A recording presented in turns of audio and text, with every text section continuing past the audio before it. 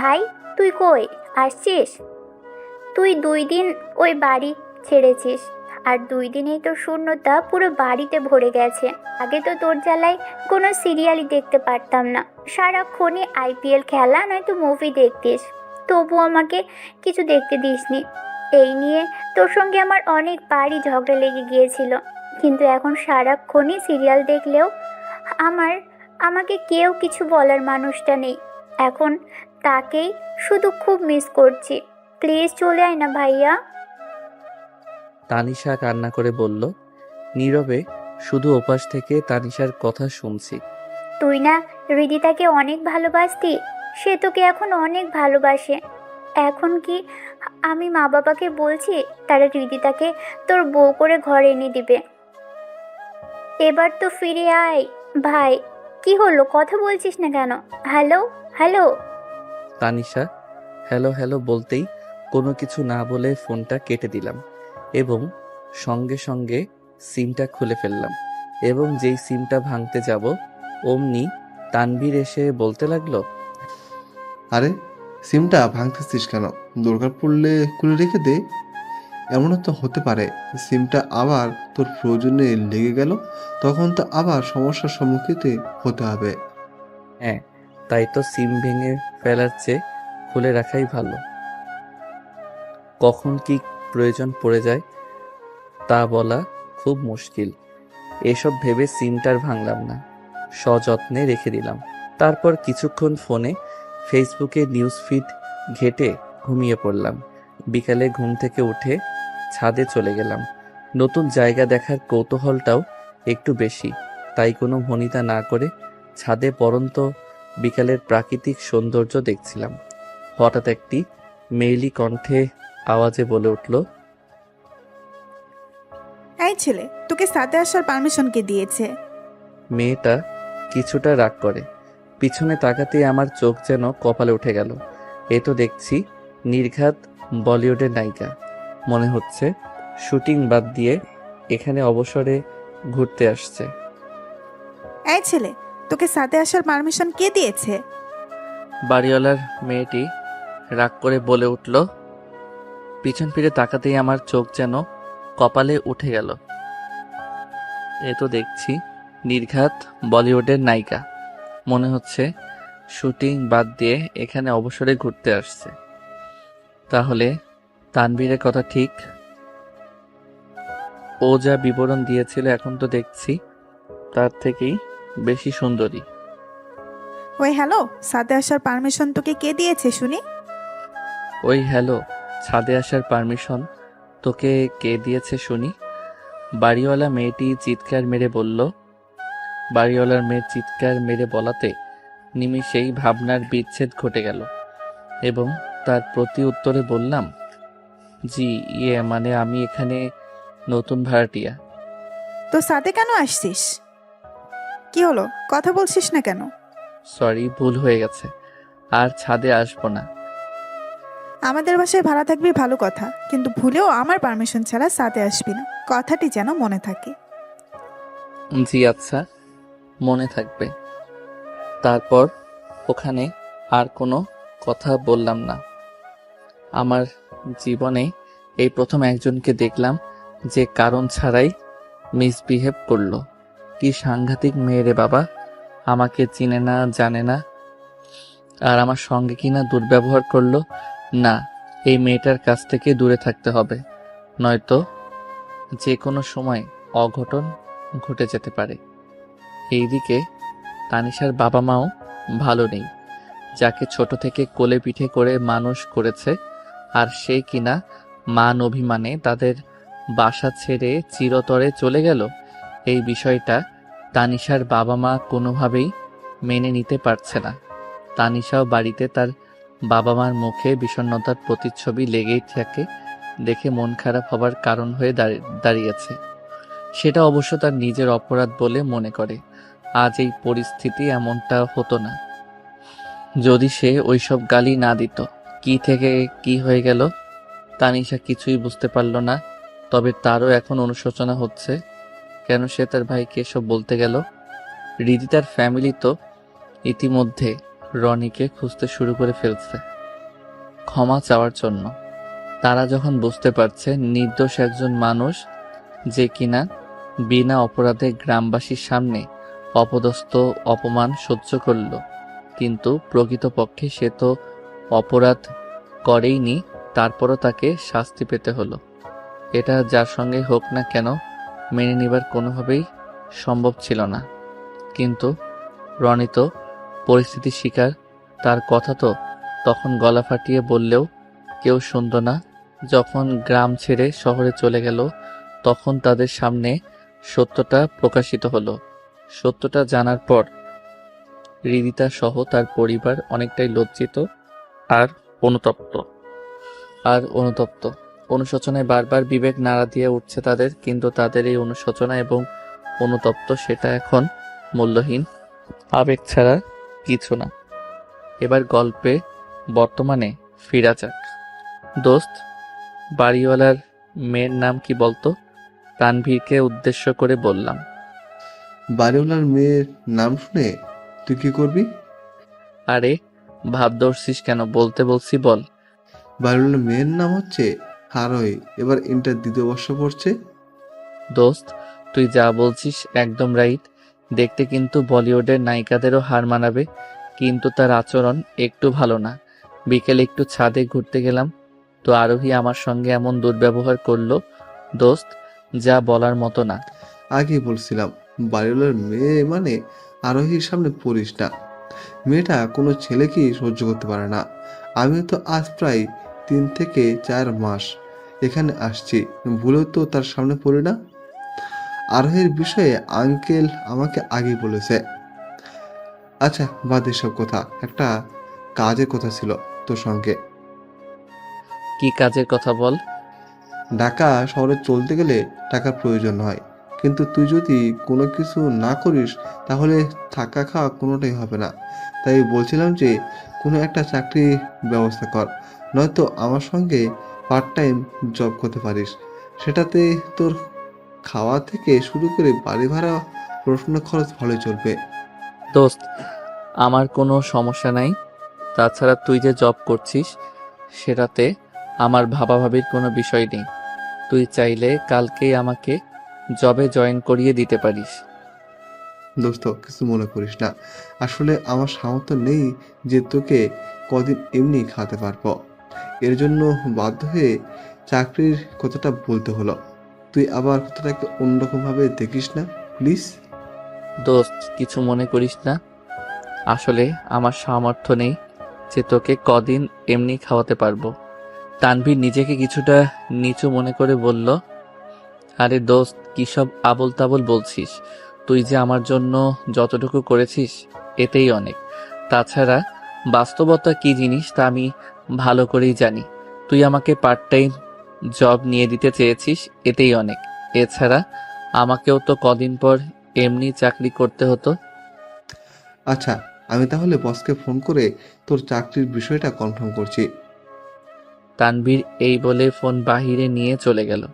কিছুক্ষণ কথা বলে এসে বলল, দোস্ত নো টেনশন, তোর চাকরি হয়ে গেছে।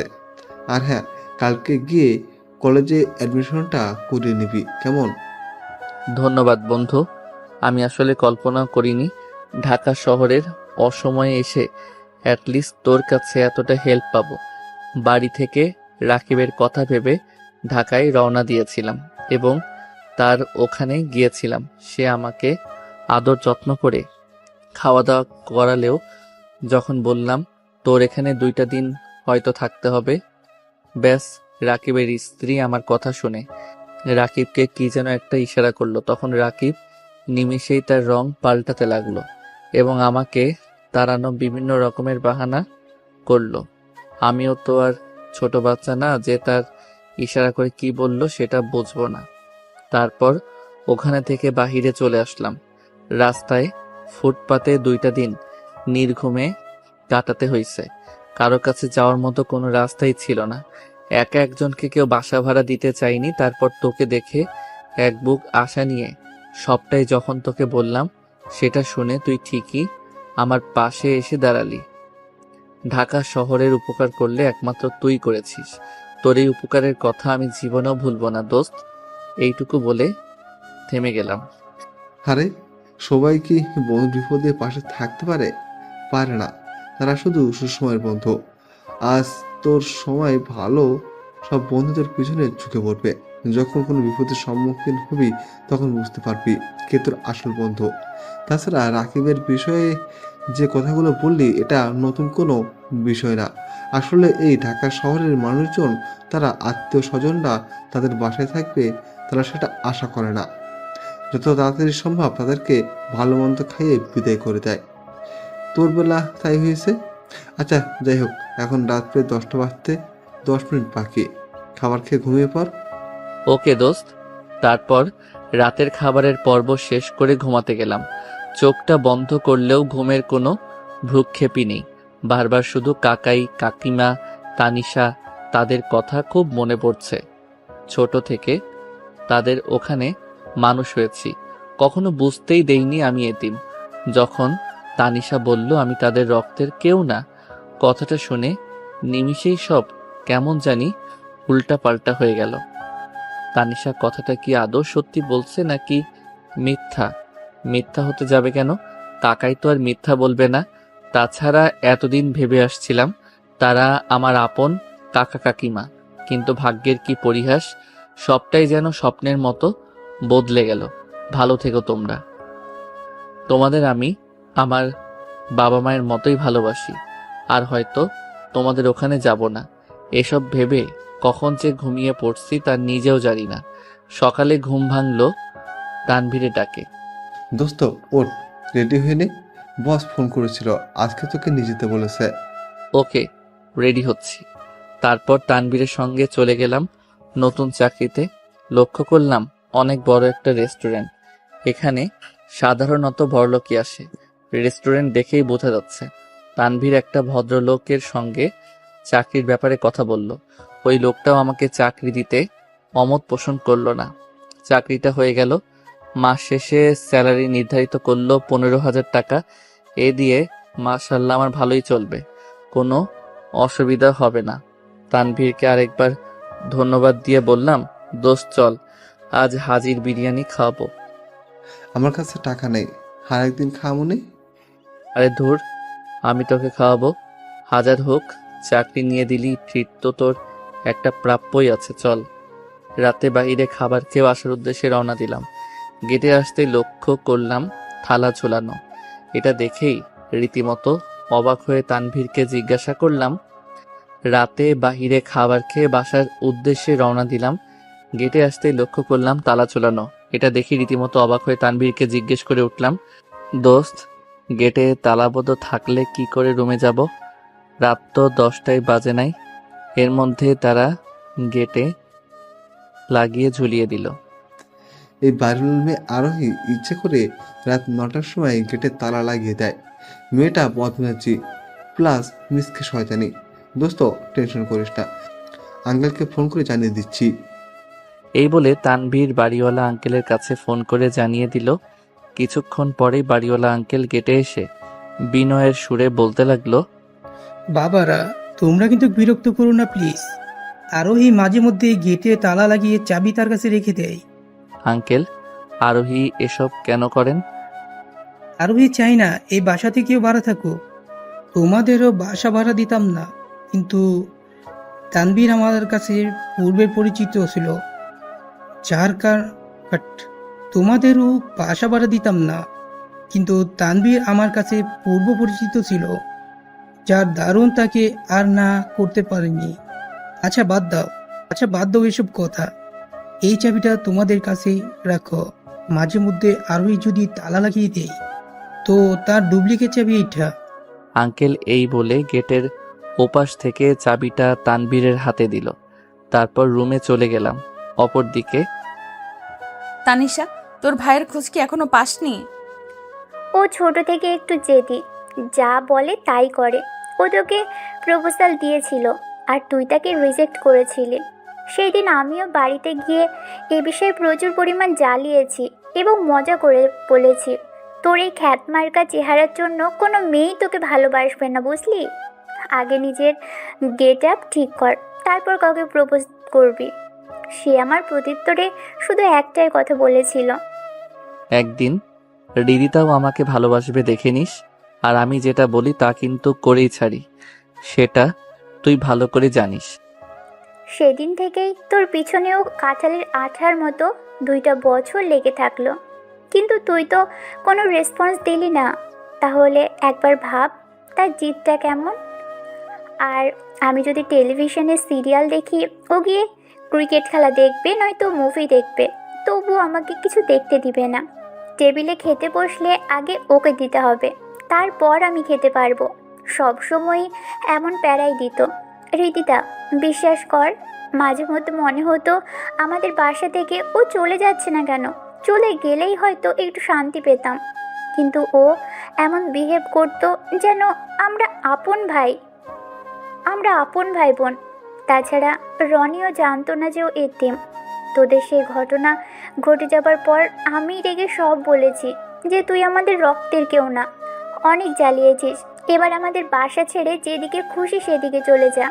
ও তাই করলো রে, আমাদেরকে ছেড়ে চলে গেল ঠিকই, কিন্তু তার সব মেমোরিজগুলো আমাদেরকে এখন এমন কষ্ট দিচ্ছে যেটা তোকে বলে বোঝাতে পারবো না।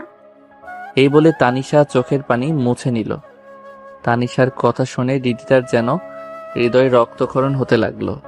তার জন্য তো এসব ঘটনা ঘটেছে, এসব ভেবে রিদিতা নিজেই মধ্যে অনুতপ্ত হচ্ছে।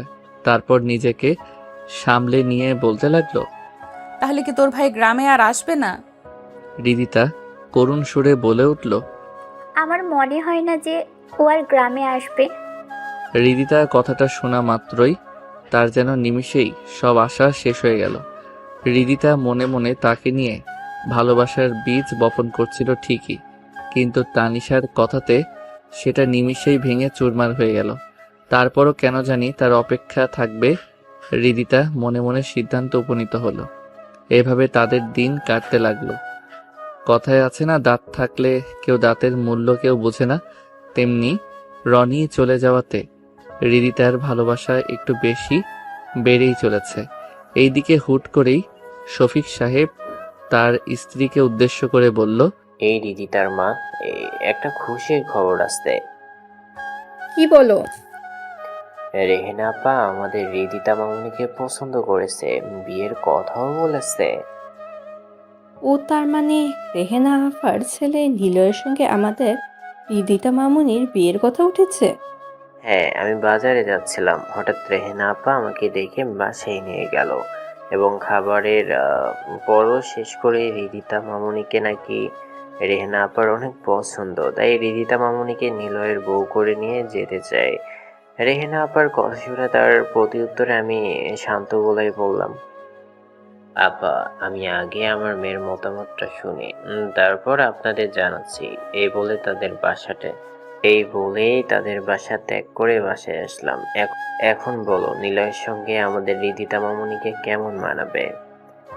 নিলয় তো দেখতে শুনতে ভালো, কিন্তু তার আগে রিদিতাকে জানাও সে কি মত দেয়। হ্যাঁ, ভালো একটা কথা বলেছো, আগে রিদিতাকে বলতে হবে।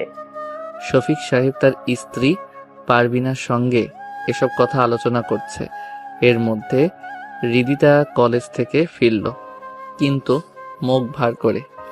শফিক সাহেব তার মেয়ের মুখটা ভার দেখে বলে উঠল, রিদিতা। জি আব্বু, বলো। মা, আমরা এই সিদ্ধান্ত নিতে যাচ্ছি, কিন্তু এখানে তোমার মত লাগবে, তাহলে আমরা এই বিষয়ে এগোতে পারবো। আব্বু, কি সিদ্ধান্ত নিয়েছো? সিদ্ধান্তটা হচ্ছে, আমাদের রিদিতা মামুনি তো এখন অনেক বড় হয়েছে, তার জন্য বিয়ে সম্বন্ধ এসেছে, আর এখন তাকে বিয়ে দিয়ে আমাদের বাসা থেকে বিদায় দিতে যাচ্ছি। শফিক সাহেব একটু বলে হেসে উঠল। শফিক সাহেব কথাটি হেসে খেলে বলেও রিদিতার মনে ইতিমধ্যে তোলপাড় শুরু হয়ে গেছে। এমনিতেই কলেজের তানিশার কথা শুনে রিদিতার মন খারাপ হয়ে আছে, এর মধ্যে আবার তার বাবা এসব বলছে। রিদিতা নিজেকে সামলে নিয়ে তার বাবাকে বলল, আব্বু, তুমি যদি জোর করে কারোর কাছে বিয়েটা দিয়ে দাও তাহলে তোমার মেয়েকে হারাবে, এটুকু মনে রেখো। রিদিতা এই বলে তার রুমে চলে গেল। শফিক সাহেব তার মেয়ের কথা শুনে থতমত খেয়ে পারভিন পারবিনাকে বেগমকে জিজ্ঞেস করলো। এই তোমার মেয়ের কি হয়েছে বলো তো? আমি শুধু বিয়ের ব্যাপারে একটু বললাম, আর এতে আমি নাকি মেয়ে হারাবো? এটা কেমন কথা? হ্যাঁ, আমার মনে হয় হৃদিতা কাউকে পছন্দ করে, এর জন্য বিয়ের কথা শুনেই রিয়েক্ট করতে শুরু করেছে। হ্যাঁ, সেটাই হয়তো হবে। শফিক সাহেব কিছু চিন্তা করে বলল, উপর দিকে। তানভীরের নতুন চাকরির সুবিধার জন্য তাকে অন্য জায়গায় চলে যেতে হচ্ছে। তানভীর ব্যাগে সবকিছু গুছগাছ করে নিচ্ছে। সেটা দেখেই রনি বলে উঠল, আরে দোস্ত, সবকিছু এভাবে গোছগাছ করে নিচ্ছিস কেন? দোস্ত, আমার তো চাকরিটা হয়ে গেছে। তোকে কিছুদিন আগে যে চাকরির কথাটা বলেছিলাম না, সে চাকরিটা হয়ে গেছে। এখন সেখানেই যেতে হবে। সেখানে মানে কোথায় যাচ্ছিস? চিটাগাং। দোস্ত, আঙ্কেলকে তোর কথা বলছি, তুই এখানে থাকতে পারবি। আরে বন্ধু, মন খারাপ করিস না, চাকরির জন্যই তো যেতে হচ্ছে। তবে মাঝে মধ্যে তোর সঙ্গে ঢাকা এসে দেখে যাব। এখন আমাকে বাস স্টেশনে এগিয়ে দে। তানভীর হাতে ব্যাগ নিয়ে বলল। মনটা নিমিষেই খারাপ হয়ে গেল। ঢাকা শহরে একটা মাত্রই বন্ধু পেয়েছিলাম, আজ সেও চাকরির জন্য চলে যাচ্ছে। যার সঙ্গে সবকিছু শেয়ার করতাম, আজ থেকে সেটা আর হবে না। এসব ভাবতেই তানভীর কাঁধে হাত রেখে বলে উঠল, কিরে দোস্ত, যাবি না? আমার কিন্তু দেরি হয়ে যাচ্ছে। হ্যাঁ হ্যাঁ যাচ্ছি, চলো। এই বলে তানভীরকে বাস স্টেশনে নিয়ে গেলাম। তানভীরকে বাসে তুলে দিয়ে আসতে লাগলাম। পিছন দিক থেকে তানভীর বলে উঠল, দোস্ত, ভালো থাকিস, আর মাঝে মধ্যে ফোন দিস, ভুলে যাস না কিন্তু। না রে দোস্ত, তোকে ভুলবো না, তুইও ভালো থাকিস। এসব কথা শেষ করতেই গাড়ি স্টার্ট দিল। তারপর তানভীরকে বিদায় দিয়ে বাসায় আসলাম। আরোহী দরজার সামনে দাঁড়িয়ে থেকে বলতে লাগলো, তোর বন্ধু চলে গেল, তাহলে তুই কেন এ বাসায় আটকে গেলি? তুইও চলে যেতি তোর বন্ধুর সঙ্গে। আরোহীর এমন ধারা কথা শুনে মনটা চাচ্ছে যে তার গালে কষে কয়েকটা থাপ্পড় মেরে দেই। কথায় আছে না, সব চাওয়া পূরণ হয় না, সেটা ভেবেই নিজের রাগ কন্ট্রোল করলাম। তারপর কোনো কিছু না বলে রুমে এক পা সামনে বাড়াবো, এমন সময় আরোহী পিছন দিক থেকে এমন একটা কথা বলল, যেটা শুনে নিজের রাগ কন্ট্রোল করতে না পেরে আরোহীকে দেয়ালের সঙ্গে চেপে ধরে বলতে লাগলাম। আরোহীর এমন ধারার কথা শুনে মনটা চাচ্ছে যে তার গালে কষে কয়েকটা থাপ্পড় মেরে দেই। কথায় আছে না, সব চাওয়া পূরণ হয় না, সেটা ভেবেই নিজের রাগ কন্ট্রোল করলাম। তারপর কোনো কিছু না বলে রুমে এক পা সামনে বাড়াবো, এমন সময় আরোহী পিছন দিক থেকে বলে উঠল, এসব স্যাঁচরা লোকদের যতই বলি না কেন, তারা কখনোই সেটা কানে নিবে না। যত সব স্যাঁচরা আমার বাসায় থাকছে, তোকে শেষবারের মতো বলছি, যেন আর এই বাসায় তোকে না দেখি।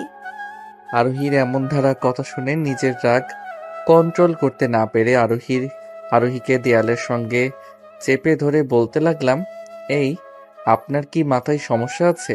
চেনা নাই, জানা নাই, অপরিচিত লোকদের সঙ্গে কিভাবে কথা বলতে হয় সেটা কি জানেন না? কেন আমার সঙ্গে দুর্ব্যবহার করছেন? রাগের কারণে আরোহীকে দেয়ালের সঙ্গে হাতটি চেপে ধরায় তার হাত লাল হয়েছে। সেদিকে কোনো ভ্রুক্ষেপই নেই। হাতটা ছাড় বলছি। আরোহীর কথায় রাগের ঘোর কাটল এবং সরি বলে রুমে চলে আসলাম। এতদিন তানভীর থাকায় কোনো সমস্যার সম্মুখীন হতে হয়নি। আজ যে তানভীর চলে গেল, সেই সুযোগ আরোহী দুর্ব্যবহার করতে শুরু করেছে। এখন এ বাসা ছেড়ে দিলেও তো রাস্তায় থাকতে হবে, আবার এখানে থাকলেও আরোহীর দুর্ব্যবহার সহ্য করতে হবে। কি করব কিছু বুঝতে পারছি না। অপরদিকে আরোহীর অবস্থা। আরোহী, খেতে আয়। মা, আজ আর খাবো না। আরোহী রেগে বলাতে তার মা কিছুটা আঁচ করতে পারে বলে উঠল, আরোহী, রেগে আছিস কেন? কেউ কি কিছু বলছে তোকে? আরোহীর মা জিজ্ঞেস দৃষ্টিতে। মন চাচ্ছে ওই বদ ছেলেকে গিয়ে খুন করে ফেলি। কত বড় সাহস আমার হাত চেপে ধরে রাখে! এর প্রতিশোধ আমি ভালোভাবেই নিব। এমন টর্চার শুরু করব, এই বাসা থেকে 2 দিনেই পালিয়ে যেতে বাধ্য হবে। আরোহী এসব মনে মনে ভাবতেই আরোহীর মা বলে উঠল, আরোহী, ঠিক আছিস মা? হ্যাঁ, ঠিকই তো আছি। কখন থেকে কি যেন ভেবে যাচ্ছিস, কি ভাবছিস বল তো? কই কিছু না, তুমি খাবার রেডি করো, গিয়ে আমি খেয়ে যাচ্ছি। আরোহী বিষয়টাকে ধামাচাপা দিয়ে বলে উঠল। আচ্ছা ঠিক আছে, খেতে আয়। আরোহীর মা এইটুকু বলে চলে গেল। আরোহী এমনিতেই রনিকে সহ্য করতে পারে না, তার উপর আজ যে ঘটনা ঘটে গেল এতে তো আরোহী আরও ক্ষেপে গেছে। সকালে ঘুম থেকে উঠে ফ্রেশ মনে ছাদে গিয়ে কিছুক্ষণ ঘুরে রুমে আসলাম এবং কাল যে ঘটনা ঘটেছে সেটার জন্য কেমন জানি অনুশোচনা হচ্ছে। আরোহীর সঙ্গে কাল যা মিসবিহেভ করেছি সেটা একদমই ঠিক করেনি। তাছাড়া আরোহী বদমেজাজি খিটখিটে তা তো আর অজানা না। তানভীরের সঙ্গেও এই সেম ব্যবহারই করেছে। যাই হোক, আরোহীর কাছে একসময়ে সরি বলে নিবনে। এসব ভেবে খাবারের পর্ব শেষ করে রুমে তালা লাগিয়ে যখন বের হতে যাব এমন সময় আরোহী সামনে চলে দাঁড়ালো এবং তার হাত দুইটি পিছনে রেখে বলল, কই যাওয়া হচ্ছে শুনি? আজ হঠাৎ আরোহীর ভালো ব্যবহার শুনে মনটা নিমিষেই ভালো হয়ে গেল। হাসি মুখে তার কথার উত্তর দিলাম, এই তো কাজে যাচ্ছি।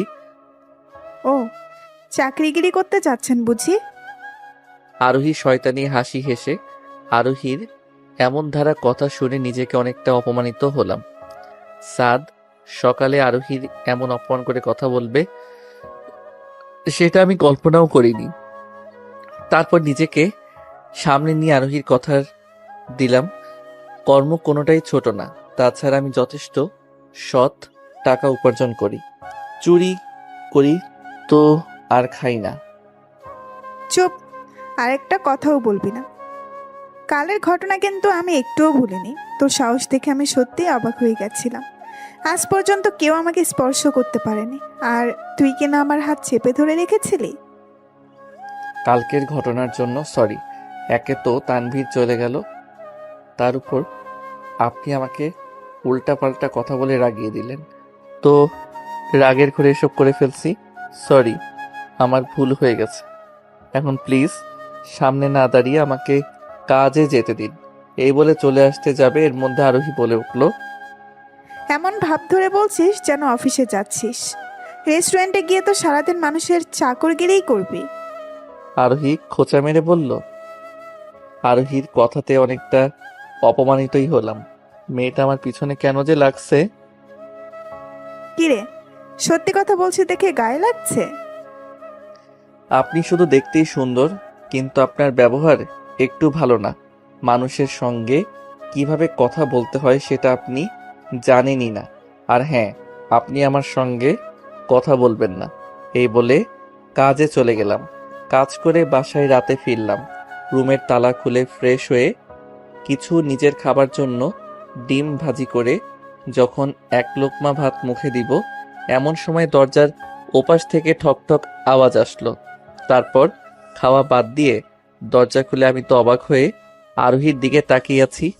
আজ প্রায় এখানে 6 মাসের মতো আছি, কখনো আমার রুমের ধারের কাছেও আসিনি, বরং সবসময় আমার সঙ্গে দুর্ব্যবহার করছে। আর আজ কিনা আমার জন্য টিফিন বক্সে খাবার হাতে নিয়ে দাঁড়িয়ে আছে। ওই হ্যালো, আপনার জন্য মা খাবার পাঠিয়েছে, এই নিন। আরোহী টিফিন বক্সটি এগিয়ে বলল, আপনি আমার জন্য খাবার নিয়ে আসছেন? আমি অনেকটাই অবাক হয়ে বললাম, হ্যাঁ, আমি তো নিয়ে আসলাম। আপনি তো আমাকে দেখতেই পারেন না, তাহলে আজ হঠাৎ খাবার নিয়ে আসলেন তাই বলছিলাম আর কি। এত কথা বলতে পারবো না এখন। আপনি কি নিবেন? না নিলে চলে যাই। না থাক আন্টি, যখন খাবার পাঠিয়েছেন তো দিয়ে যান। এটা খেলেই বুঝতে পারবি কত ধানে কত চাল। আরোহী খাবারের টিফিনটা হাতে বিড়বিড় করে বলল, কিছু বললেন? না কিছু না, খেয়ে নিন, ঠান্ডা হলে আর ভালো লাগবে না, সুতরাং এখনই খেয়ে নিন। আচ্ছা ঠিক আছে। এই বলে খেতে শুরু করলাম। খাবারের কিছুটা মুখে দিতেই মাত্রা ছাড়া ঝাল অনুভব করতে লাগলাম। মনে হচ্ছে মুখটা পুড়ে ছাই হয়ে গেল। খাবারটা টেবিলে রেখেই ওয়াশরুমে চলে গেলাম এবং অবিরাম পানি খেতে লাগলাম। এভাবে কিছুক্ষণ ওয়াশরুমে থাকার পর বের হয়ে বিছানায় শুয়ে পড়লাম। এর মধ্যে আরোহী এসে বলতে লাগলো, কি খাওয়া শেষ? শয়তানির হাসি হেসে বলল।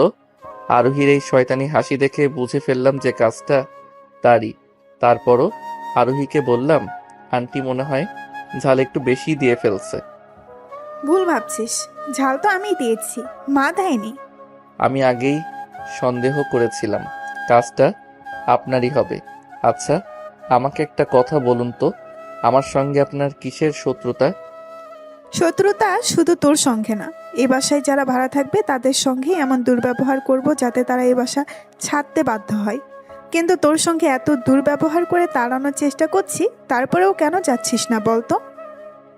আর কটা দিন সময় দিন, এখান থেকে সত্যিই চলে যাব। তার আগে আমাকে তো আর একটা বাসায় উঠতে হবে। অলরেডি বাসা খোঁজার মিশন শুরু করে ফেলছি। বাসাটা পেয়ে এখান থেকে চলে যাব। তাছাড়া আমারও এখানে ভালো লাগছে না আপনার এই দুর্ব্যবহার শুনে। যত তাড়াতাড়ি সম্ভব এখান থেকে বিদায় নে, নয়তো এমন দুর্ব্যবহার প্লাস অপমান করেই যাব। আরোহী এই বলে চলে গেল। এভাবে আরোহী এক এক সময় এক একভাবে আমাকে তাড়ানোর চেষ্টা করেই চলেছে, কিন্তু আমি তো যাচ্ছি না। প্রকৃতপক্ষে আরোহীদের বাসায় থাকার ইচ্ছাটা একদমই নেই। তারপর ও আমাকে থাকতে হচ্ছে। বাসা পেলেই চলে যাব। আরোহীর এই মিসবিহেভ শুনতে আর ভালো লাগছে না। এভাবেই কেটে গেল 6টা মাস। একদিন বাড়িওয়ালা আঙ্কেল এসে বলল, আমাদের সাথেই থাকছো, অথচ তোমাদের সঙ্গে একটু আড্ডা দিব তারও সময় নেই। তুমি যখন আসো তখন আড্ডা দেওয়া যাবে, তার আগে একটা কথা তো তোমাকে বলা হয়নি। কি কথা আঙ্কেল? কাল আরোহীর জন্মদিন উপলক্ষে প্রত্যেক বছর অনুষ্ঠান করে পালন করি, তো এবার বছরেও কোনো ব্যতিক্রম করব না ভাবছি। আর হ্যাঁ, তুমি কিন্তু অনুষ্ঠানে শুরু থেকে শেষ পর্যন্ত থাকবে, কেমন? জি আঙ্কেল, অবশ্যই থাকবো। একদিনেই পুরো বাড়িটা ডেকোরেশনের লাইটিং এর আলোয় আলোকিত করে ফেলছে। আর এই দিকেও আরেকটা বাসা পেয়েছি, তাই ভাবছি আরোহীকে গিফটের সঙ্গে এটাও লিখে দিব, তাদের এখানে আর থাকছি না জন্মদিনের দিন। আজ আরোহীদের বাড়িতে আত্মীয় স্বজনে ভরে গেছে। সব জায়গায় আত্মীয় স্বজনে জমজমাট হয়ে আছে। আরোহীকে আজ সাদা ড্রেসে সাদা পরীদের মতো লাগছে। ও এমনিতেই অনেক সুন্দরী, তার উপর আজ একটু সেজেছে, এতেই তাকে অনেক কিউট লাগছে। তো কিছুক্ষণ পর লক্ষ্য করলাম সবাই আরোহীকে গিফট দিচ্ছে। আরোহীও হাসি মুখে তাদের গিফট নিচ্ছে। তো আমি গিয়ে গিফটটা আরোহীর হাতে দিয়ে বললাম, এটা আপনার জন্য। আমি কোনো ভাড়াটিয়াদের গিফট নেই না। আরোহী এই বলে সকলের সামনে গিফটটি ফ্লোরে ছুঁড়ে ফেলে দিল। বাড়ি ভর্তি মেহমান, তারা সবাই আমার দিকে অবাক হয়ে তাকিয়ে আছে। আরোহী এমন কাণ্ডতে সবার সামনে আমাকে এভাবে ছোট করবে সেটা আমি কল্পনাও করিনি। ব্যাস কোনো কথা না বলে আমার রুমে এসে সবকিছু গোছগাছ করে নিলাম। আর এখানে থাকা সম্ভব না, কাল সকালেই এই বাসা ছেড়ে চলে যাব। আরোহী আমাকে তাড়ানোর জন্যই তো এসব করছে। আমি বরং চলেই যাব। বাড়ি ভর্তি মেহমানের সামনে আরোহী আমাকে এতটা ছোট করবে সেটা আমি কল্পনাও করিনি। তারপর ফেলে দেওয়া গিফটটা হাতে নিয়ে আরোহীর সামনে দাঁড়িয়ে বললাম, গিফটটা না নিলে কোনো কষ্ট পেতাম না, কিন্তু বাড়ি ভরা মেহমানের সামনে এই অপমান না করলেও পারতেন।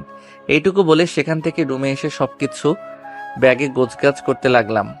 এইদিকে আরোহী নিজের মধ্যে অনুশোচনা কাজ করছে। এতদিন রনিকে তাড়ানোর জন্য যাই করুক না কেন কখনো সবার সামনে অপমান অপদস্থ করেনি, কিন্তু আজ যেটা করলো সেটা মোটেও ঠিক করেনি। তাছাড়া বাড়ি ভরা মেহমান, তারা আমাকে কি ভাবছে?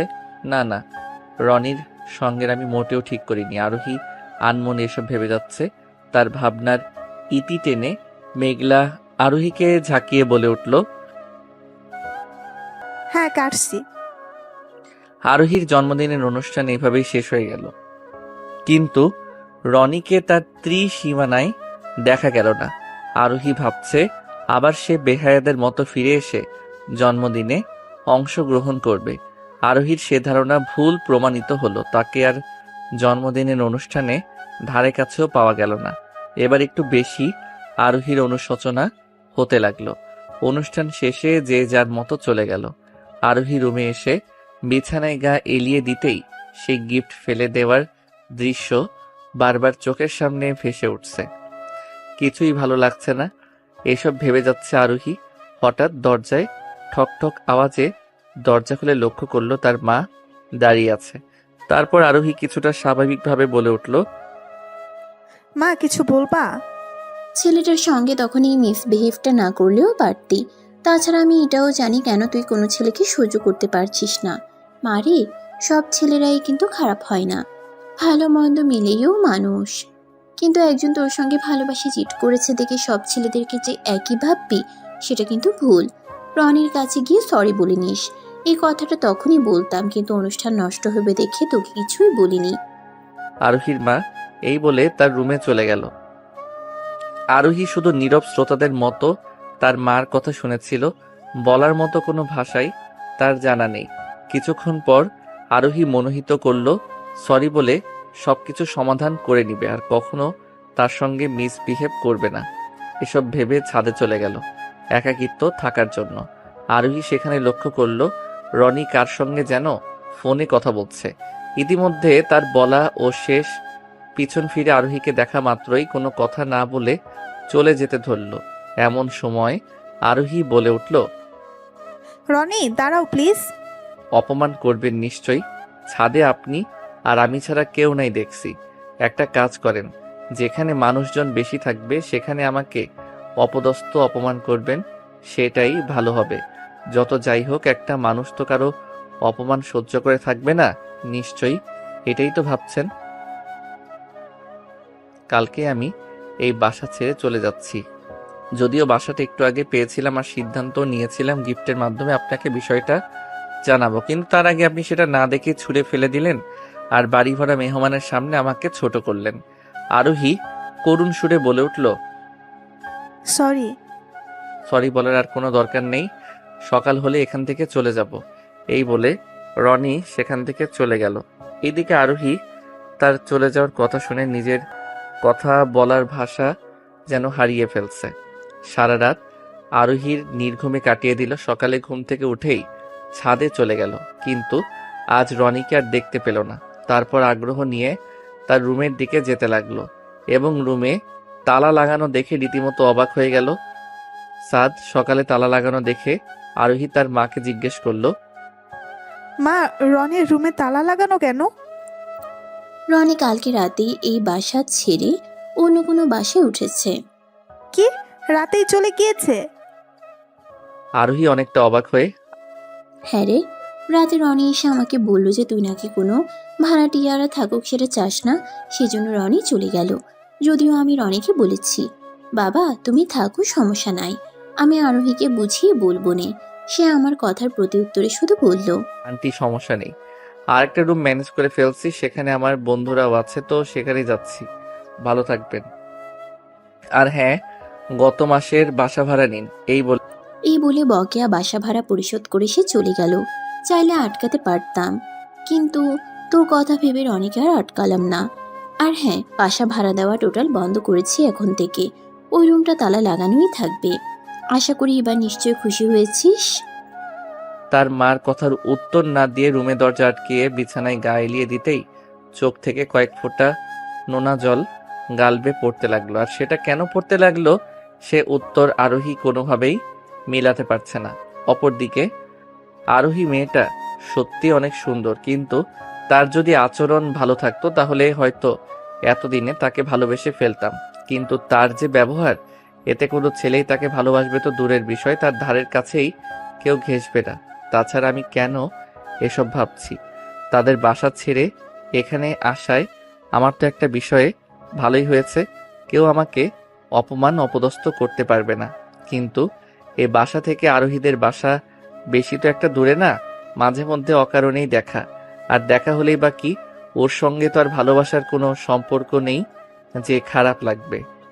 এইভাবেই রনির ছন্নছাড়া জীবন কাটছে। কথায় আছে না, সময় যখন খারাপ যায় তখন সব দিকেই যায়, তেমনি রনির সময়ে তাই হচ্ছে। যাকে 2টা বছর ভালোবেসে গেল সেও তাকে বুঝতে পারল না। ভুল বুঝে ইভটিজিং এর শাস্তি দিল। যাদেরকে আপন ভেবে আসছে তারাও মুখের উপর বলে দিয়েছে তারা রক্তের কেউ না। এই পৃথিবীতে মানুষের জনের আনাগোনা বেশি থাকলেও এর মধ্যে তার আপনজন নাই বললেই চলে। একদিক থেকে রনির একাকিত্ব জীবন ভালোই চলছে। কষ্টের হলেও সেটাকে আর কষ্ট বলে কিছু মনে করে না। এখন সবকিছুতেই যেন তার মানানসই হয়ে উঠেছে। এখন তার একটাই লক্ষ্য, পড়ালেখা শেষ করে ভবিষ্যতে ভালো কিছু করবে। এরকম চিন্তা ভাবনায় সে নিজেকে নিয়োজিত করে ফেলছে। চলুন তাহলে এবার গল্পের বর্তমানে আসা যাক। কলেজে অ্যাডমিন হলেও তেমন একটা কলেজে যাওয়া হয়নি, তো রেডি হয়ে কলেজে চলে আসলাম। অ্যাডমিন হওয়ার 2 মাস পর আজ কলেজে আসলাম। চারদিকে কলেজ মেন্টদের আনাগোনা দেখে ভালো লাগা কাজ করছে। তারপর প্রিন্সিপাল স্যারের কক্ষে গিয়ে দেখা করতে গিয়ে স্যারকে সালাম দিলাম এবং স্যার সালাম নিয়ে বলে উঠল, কি ব্যাপার রনি, 2 মাস আগে অ্যাডমিট হয়ে গেলা অথচ 2 মাসের মধ্যে একদিনও কলেজে আসলা না। আজ কি ভেবে আসছো? স্যার আমি তো ভেবেছিলাম আপনি হয়তো আমাকে চিনবেনই না। এখন তো দেখছি আমার কথা ঠিকই আপনার মনে আছে। এত সহজে যদি ছাত্রদের চেহারা ভুলে যাই তাহলে তো অল্পতেই আমার প্রতিষ্ঠান লাঠে উঠবে। সুতরাং আমার স্মৃতিশক্তি এতটাও খারাপ না যে অল্পতেই ছাত্রদের কথা ভুলে যাব। তাছাড়া আমার স্মৃতিশক্তি এখনো অনেকটা ভালো আছে। যাকে একবার দেখি তাকে আর দ্বিতীয়বার চিনতে অসুবিধা হয় না। এখন থেকে তোমাকে কিন্তু ক্লাসে নিয়মিত আসতে হবে। তোমাদের ইন্টারমিডিয়েট পরীক্ষায় কিন্তু বেশি একটা সময় নেই। জি স্যার, অবশ্যই আসবো। কলেজে প্রথম দিন ক্লাসেই বেশ কয়েকটা বন্ধু পেয়ে গেলাম। প্রথম দিন ক্লাসেই ভালোই মজা হলো। কলেজ শেষে রাস্তায় এসে ফোনে নিউজ ফিড দেখছিলাম, হঠাৎ পরিচিত কণ্ঠ আমার নাম ধরে ডেকে উঠলো। নিউজ ফিড দেখা বাদ দিয়ে তার দিকে তাকাতেই আমার চোখ যেন কপালে উঠে গেল। আজ 2 মাস পর আরোহীর সঙ্গে কলেজে এইভাবে দেখা হবে সেটা কখনোই আশা করিনি। নিশ্চয়ই আরোহী এই কলেজেই পড়ে। ধুর, ও পড়লেই কি না পড়লেই কি, ওর সঙ্গে কথা না বলাই ভালো। এসব ভেবে চলে আসতে যাব এমন সময় আরোহী আমার সামনে এসে বলতে লাগলো, কেমন আছেন? আরোহীর কথাতে কোনো রেসপন্স না করে চলে আসতে যাব তো আমার পথ আটকিয়ে আরোহী বলে উঠল, সেদিন আপনার চলে যাওয়ার কথা শুনে কেন জানি নিজের চোখে জল আটকাতে পারিনি। নিজেকে অনেক অপরাধী মনে হয়েছে। আমার জন্মদিনে আপনার সঙ্গে মিসবিহেভস না করলে হয়তো আমাদের বাসা থেকে এইভাবে নিশ্চয়ই আসতেন না। আরোহী করুণ সুরে বলল, আমাকে তাড়ানোর জন্য তো উঠে পড়ে লেগেছিলেন, এখন আপনাদের বাসা ছেড়ে চলে আসছি, এতে তো খারাপ লাগার কোনো কথা না। আমার একটা ভুল ধারণার জন্য আপনার সঙ্গে মিসবিহেভস করেছি, সেই ভুলটি এখন বুঝতে পারছি। আপনি চাইলেই আবার আমাদের বাসায় থাকতে পারেন, আমার কোনো সমস্যা নেই। এবার কথা দিচ্ছি আপনার সঙ্গে আর কোনো মিসবিহেভস করব না। আপনি পারেনও বটে। আপনার কি মনে হয় এই মিষ্টি মাখা কথা বলেই আমি আপনার ওখানে যাব? কখনোই না। আপনাকে বলেছিলাম না আপনি শুধু দেখতেই সুন্দর, কিন্তু আপনার এই চেহারার মতো যদি আচার ব্যবহার ভালো হতো তাহলে হয়তো আপনার প্রতি একটা ভালো লাগা কাজ করত। কিন্তু আপনি তো এরকম না, তার উল্টো। আপনি চাইলে আমার সব কিছু বদলে ফেলবো। আরোহী আনমনে বলে উঠল, আমি চাইলে নিজে বদলাবেন মানে? আরোহী আমার কথার উত্তর না দিয়ে বলল, আমরা কি সব কিছু ভুলে বন্ধুত্বের সম্পর্ক গড়াতে পারি না? না, কেন? আমি আমার একাকিত্ব জীবনেই ভালো আছি। এখানে কারো বন্ধুত্বের দরকার নেই। আমার উপর রেগে এসব বলছেন তাই না? তাছাড়া কলেজের সব ছেলেরাই কিন্তু আমার সঙ্গে বন্ধুত্ব করতে চায়, কিন্তু তাদের সঙ্গে আমি বন্ধুত্ব করি না। আচ্ছা ঠিক আছে, আমি আগে আপনার সঙ্গে যা অন্যায় করেছি সেটার জন্য ক্ষমা চেয়ে নিচ্ছি। যে এতদিন আপনার সঙ্গে যা মিসবিহেভস করেছি তার জন্য আমি সত্যি অনেক লজ্জিত এবং অনুতপ্ত। প্লিজ আমাকে আপনার বন্ধু হিসাবে গ্রহণ করে নিন আর আমাকে ক্ষমা করে দিন প্লিজ। আমাকে ক্ষমা করবেন না তাই না? অনেকের কাছে শুনেছি ক্ষমা করে দেওয়াও কিন্তু একটা মহতের কাজ। আপনি কি এই মহতের কাজটি করবেন না? আরোহীকে যত দেখছি ততই অবাক হচ্ছি। এই মেয়েটি এক এক সময় এক এক রূপ ধারণ করে দেখছি। আগে যখন তাদের বাসায় থাকতাম তখন তো অকারণে মিস করত, আর এখন এসব মিষ্টি মাখা কথা বলে আমাকে কেন জানি নিমিষেই গলিয়ে ফেলছে। আনমনে এসব ভাবতেই আরোহী বলে উঠল, আমাকে কি মাফ করা যায় না? কি হলো বলেন? আচ্ছা ঠিক আছে, ভেবে দেখব। এই বলে বাসায় চলে আসলাম। বাসায় এসে শুধু আরোহীর কথা বারবার মাথায় ঘুরপাক খাচ্ছে। আগে তো আমাকে সহ্যই করতে পারতো না, আর এখন তাদের বাসা ছেড়ে চলে আসাতে এতেই তিতাকে মিষ্টি লাগতে শুরু করেছে দেখছি। রাতে এসব চিন্তা ভাবনা করে কখন যে ঘুমিয়ে পড়েছি খেয়ালই নেই। মাঝরাতে স্বপ্ন করে দেখতে লাগলাম কাকিমাকে সাদা কাফনে খাটে করে কই যেন নিয়ে যাচ্ছে। আমি পিছন দিক থেকে তাদেরকে কান্নায় ভেঙে পড়ে বারণ করে বলছি, আমার কাকিমাকে তোমরা কোথায় নিয়ে যাচ্ছ? আমি থাকতে কাকিমাকে কোথাও নিয়ে যেতে দিব না। কেউ আমার কথা কানেই নিচ্ছে না। তো উপায় না পেয়ে জোরে কাকিমা বলে চিৎকার মেরে বলতেই ঘুম ভেঙে গেল। আমার রুমমেট জয় পাশে এসে বলতে লাগলো, ভাই, আপনি ঘুমের মাঝে কাকিমা বলে হঠাৎ চিৎকার দিলেন, নিশ্চয়ই কোনো দুঃস্বপ্ন দেখেছেন। ভাই পানি হবে একটু? বলা মাত্রই জয় সামনে এক গ্লাস পানি এনে দিল। তারপর পানিটুকু খেয়ে জয়কে বলল, হ্যাঁ ভাই, অনেক বড় একটা দুঃস্বপ্ন দেখেছি। আসলে এই পৃথিবীতে আমার আপনজন বলতে কাকাই কাকিমা, তারাই আমাকে আদর যত্নে বড় করেছেন। আজ প্রায় 1 বছরই হয়ে গেল তাদের সঙ্গে আমার কোনো যোগাযোগ নেই। তাদেরকে ছেড়ে ঢাকা শহরে পড়ে আছেন কেন? সে এক লম্বা কাহিনী। বলেন না ভাই, কি কাহিনী? জয় কৌতূহল বশত জিজ্ঞেস করে বলে উঠল, এখন না ভাই, আরেকদিন সময় নিয়ে বলবো নে। আচ্ছা ঠিক আছে, আমি অবশ্য আপনার গল্পটা শুনবো। সরি, এখন আপনার ঘুমের প্রয়োজন, ঘুমিয়ে পড়েন। বাকি রাতটুকুতে ঘুমাতে আর পারলাম না। ফজরের আজান শুনে বিছানা থেকে উঠে অজু করে মসজিদে নামাজ পড়তে গেলাম। কতদিন আগে যে নামাজ পড়তে গিয়েছিলাম তার ঠিক এখন মনে নেই। নামাজ শেষে আল্লাহর কাছে মোনাজাতে বললাম, হে আল্লাহ, তুমি আমার কাকাই কাকিমাকে ভালো রেখো। তারা হয়তো আমার রক্তের কেউ না, তারপরও তারা আমার আপনজন। তারা যে অবস্থায় থাকুক না কেন, ভালো যেন থাকে। সংক্ষিপ্ত মোনাজাত পড়ে মসজিদের বাহিরে চলে আসলাম। ইতিমধ্যে বাহিরে সূর্যের আলোয় রক্তিম হয়ে উঠেছে। বাসায় এসে কেন জানি মনে হলো কাকিমার সঙ্গে কথা বলা দরকার। পুরাতন সিমটা ওপেন করে ফেললাম। এর আগে ও অনেকবারই ওপেন করেছি, কিন্তু তাদের ওখানে ফোন দেওয়ার ইচ্ছা হয়নি। কিন্তু আজ দিতে হচ্ছে। তো তানিশার কাছে ফোন দিলাম। 2-1বার রিং হবার পর তানিশা ফোনটা রিসিভ করেই বলল, হ্যালো, কে বলছেন? কাকিমার কাছে ফোনটা দেন। আমার কণ্ঠ শুনেই তানিশা বলল, ভাই, তুই কেমন আছিস? কতদিন ধরে তোর ফোন নাম্বারে কল দিয়েছি, তার কোনো হিসেব নেই, কিন্তু প্রতিবারই ফোন বন্ধ দেখায়। ফোনটা কেন বন্ধ করে রেখেছিলি বলতো? তানিশা একসঙ্গে কথাগুলো বলে উঠল। তানিশার কথার উত্তরে না বললাম, আপনার সঙ্গে কথা বলার কোনো ইচ্ছাই আমার নেই। এখন যদি কাকিমার কাছে ফোনটা না দেন তো কথা বাড়িয়ে লাভ নেই। ফোন রাখছি, বাই। মাকে ফোন দিচ্ছি, তবুও রাখিস না? তানিশা মন খারাপ করে বলল। কাকিমার হাতে ফোন দিবার পর কাকিমা কান্না করেই বলে উঠল, বাবা কেমন আছিস? আলহামদুলিল্লাহ, ভালোই। তোমরা কেমন আছো? তুই কি আমাদের ভালো রেখেছিস? বাবা, অনেক দিন তো বাইরে থাকলি, এবার চলে আয় না বাপ। তোকে ছাড়া বাড়িটা কেমন শূন্যতায় ভরে গেছে। তোকে খুঁজতে তোর কাকাই ঢাকা পর্যন্ত খুঁজে আসছে, কিন্তু তোর সন্ধানও পাইনি। কোথায় আছিস, কি করছিস, কিছুই জানতে পারিনি বাবা। আমাকে বল, তুই কোথায় আছিস? সরি কাকিমা, সম্ভব না। ছোট থেকেই তোমাদেরকে অনেক বিরক্ত করে আসছি, তাই এখন ভাবছি বাকি জীবনে একাকিত্বই কাটিয়ে দিব। তাছাড়া আমার তো কোনো অধিকার নেই তোমাদের ওখানে থাকবো।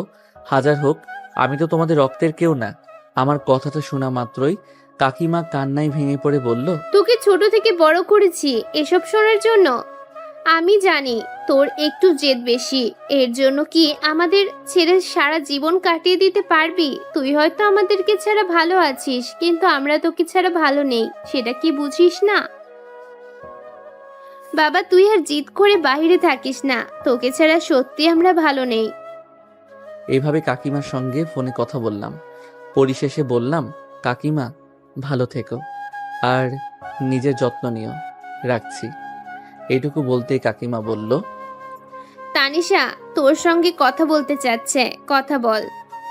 কাকিমা এই বলেই তানিশার হাতে ফোনটা দিল। তানিশা হ্যালো বলা মাত্রই ওপাশ থেকে লাইন কেটে দিল। তানিশা মন খারাপ করে তার মাকে বলতে লাগলো, মা, ও আমার সঙ্গে কথা না বলেই ফোন কেটে দিল। আজ প্রায় 1 বছর পর ফোন দিল, অথচ আমার সঙ্গেই কথাই বলল না। থাক মা, মন খারাপ করিস না। তুই বোন হয়ে ওকে বাজে কথা বলেছিস দেখে ও তোর উপর অভিমান করে আজও কথা বলল না। ইতিমধ্যে তানিশা কান্না করা শুরু করে ফেলছে। তানিশার কান্না দেখে তার মা সান্ত্বনা দিয়ে বলল, আবার যখন ফোন দিবে তখন রনিকে বুঝিয়ে বলবো নে যেন তোর সঙ্গে কথা বলে। পাগলি মেয়ে, ভাইয়ের জন্য যখন এতই খারাপ লাগছে তো সেদিন কেন ঝগড়া করতে গেলি? মা, আমার ভুল হয়েছে। এবার ফিরে আসলে কখনো ওর সঙ্গে আর ঝগড়া করব না। অপর দিকে তানিশার সঙ্গে একটু কথা বললে হয়তো ভালো হতো। পাগলিটা নিশ্চয়ই আমার আচরণে কষ্ট পেয়েছে। পেলেই বা কি, বেঁচে থাকলে তোর সঙ্গে কথাই বলবো না। আজও তার বলা বাজে কথাগুলো কানে ভেসে আসে। এসব ভাবছি, এর মধ্যে মেসেজের শব্দে ধ্যান ভেঙে গেল। তারপর মেসেজটি ওপেন করে পড়তে লাগলাম। কেমন আছো তুমি? নিশ্চয়ই ভালো নেই। পরিবার ছাড়া কজনই বা ভালো থাকতে পারে? সেদিক থেকে তুমিও ভালো নেই সেটা আমি জানি। তোমার 2 বছরের ভালোবাসাটা আমি বুঝতে পারিনি। কি করব বলো? যখন তোমাকে ভালো লাগতে শুরু করলো ঠিক তখনই দুর্জয় যে আমাদের মাঝে এমন দেওয়াল তৈরি করবে সেটা আমি কোনোদিন কল্পনাও করিনি। মাঝখানে তোমাকে শুধু ভুল বুঝে গেলাম। জানি না আমার ক্ষমা হবে কিনা, তারপরেও বলবো প্লিজ আমাকে ক্ষমা করে দাও। তোমার সঙ্গে না বুঝে যে অন্যায়টা করে ফেলেছি, বিশ্বাস করো সত্যটা জানার পর তোমাকে অনেক খুঁজেছি কিন্তু কোথাও পাইনি। আব্বুও অনেক অনুশোচনায় ভুগছেন। প্লিজ এইবার গ্রামে ফিরে এসো, জিদ করো না। আমি তোমার অপেক্ষায় থাকবো। কথাগুলো ফোনেই বলতাম কিন্তু সাহস পাচ্ছি না, তাই মেসেজে বললাম। মেসেজটা পড়ে কেমন জানি ঘোরের মধ্যে পড়ে গেলাম। আজ সিমটা ওপেন করতে অচেনা নাম্বার থেকে কে সব মেসেজ দিচ্ছে। হৃদিতা নয় তো? কৌতূহল বশত সেই নাম্বারে কল দিলাম। ফোনটা রিসিভ করে ওপাশ থেকে যখন হ্যালো শব্দটি আসলো তখন বুঝতে আর বাকি রইল না কে এইটা। তারপর কথা না বলে দূরত্ব লাইন কেটে দিলাম। আর ওপাশ থেকে অবিরাম কল আসতেই লাগলো।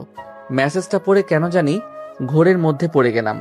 আজ সিমটা ওপেন করতে অচেনা নাম্বার থেকে কে এসব মেসেজ দিচ্ছে। হৃদিতা নয় তো?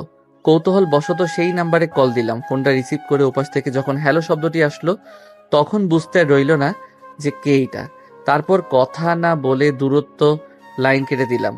আর ওপাশ থেকে অবিরাম কল আসতেই লাগলো। এক পর্যায়ে সিমটা অফ করে রেখে দিলাম।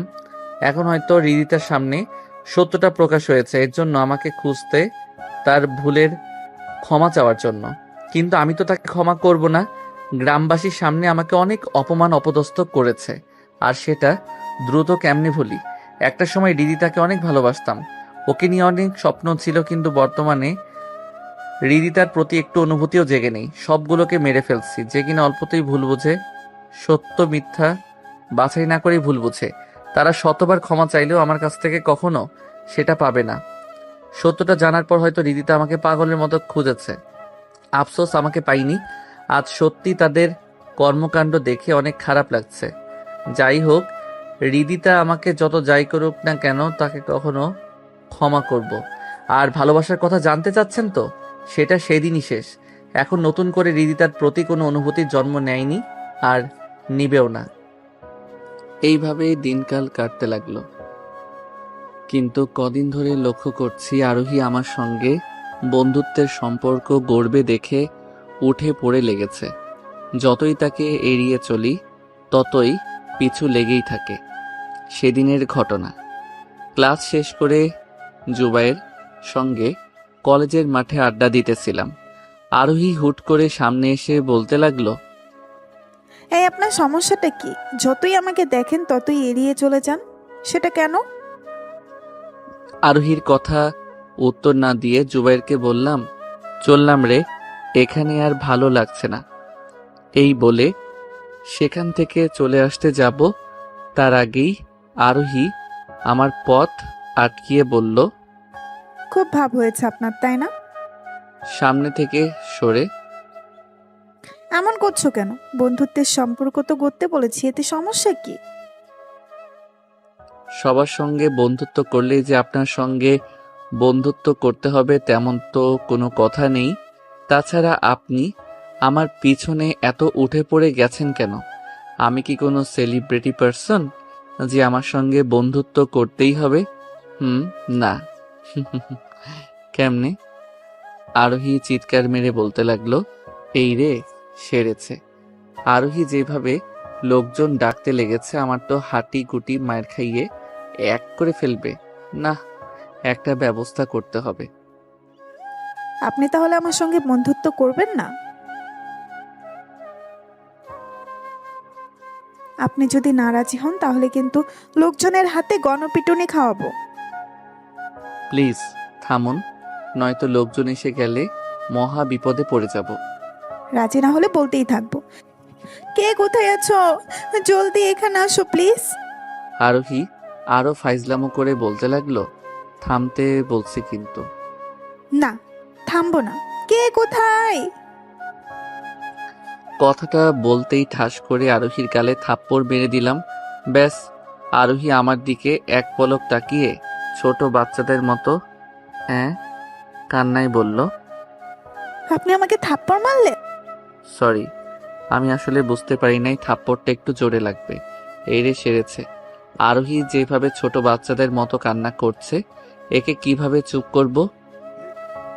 আমি থানায় গিয়ে আপনার নামে মামলা করব। আপনি আমাকে থাপ্পড় মেরেছেন। প্লিজ এসব মামলা টামলা কইরেন না। দরকার পড়লে আপনি আমাকেও থাপ্পড় মারতে পারেন কিছুটা ভয় পেয়ে। আপনি আমাকে থাপ্পড় মেরেছেন, আপনাকে তো আমি জেলের ভাত খাওয়াই ছাড়বো। আরোহী লক্ষ্য করলো তার এসব বলাতে সে ভয়ে চুপসে গেছে। সেটা দেখে আরোহী আরেকটু অভিনয়ে এসব বলছে, কি মুশকিল, আপনি তো আমাকে রাগিয়ে দিলেন, নয়তো কি আর আপনাকে থাপ্পড়টা মারতাম। আমি এক্ষুনি থানায় যাচ্ছি আপনার নামে কেস করতে, দাঁড়ান। আরোহী অভিনয় করে এসব বলতে সে একদম চুপসে গেছে। এই অবস্থায় আরোহী ভালো মজা নিচ্ছে। এই দাঁড়ান দাঁড়ান, কোথায় যাচ্ছেন? কেন থানায়? মানে এসব নিজেদের ফ্রেন্ডলি দুষ্টু মিষ্টি চর থাপ্পড় এর জন্য কি থানায় যেতে হবে? দরকার পড়লে আপনিও আমাকে মারতে পারেন, তবুও এসব থানা পুলিশে যায় না। এইদিকে আরোহী এসব কাণ্ড দেখে নিজের হাসি চেপে রাখতে পারছে না, তবুও নিজের হাসি চেপে রেখে বলছে, আমি আপনার কোনো কথাই শুনছি না। জেলের ভাত যখন পেটে পড়বে, তাছাড়া পুলিশ মামতো পিটুনি দেওয়ার জন্য আছেই, তখন বুঝবেন থাপ্পড় মারার কেমন শাস্তি।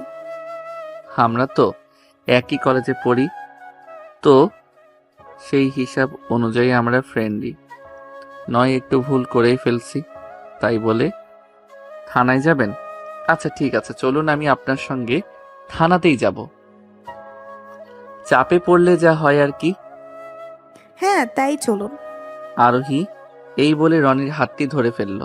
আপনি আমার হাত ধরলেন কেন? থানায় যাবার আগে যদি পালিয়ে যান তো? আচ্ছা ঠিক আছে চলেন। তারপর আরোহীর সঙ্গে তাল মিলিয়ে যেতে লাগলাম। এই রে সেরেছে। আরোহী তো সত্যি সত্যি আমাকে থানায় নিয়ে যাচ্ছে। না, একটা ব্যবস্থা করতে হবে। মানে আমরা কি সত্যি থানায় যাচ্ছি? হ্যাঁ অবশ্যই। আরোহী নিজের মধ্যে হাসিটা চেপে, মানে আজ না গেলে হয় না? ও আচ্ছা, আপনি তাহলে আজ যাবেন না কাল যাবেন? হ্যাঁ কালকেই যাব। এবার আমি আসি। তড়িঘড়ি করে চলে আসতে যাব, ব্যাস সামনে 2 পা ফেলতেই আরোহী ফিক করে হেসে উঠল। এই মুহূর্তে তো আরোহী তো হাসার কথা না, তাহলে হাসছে কেন?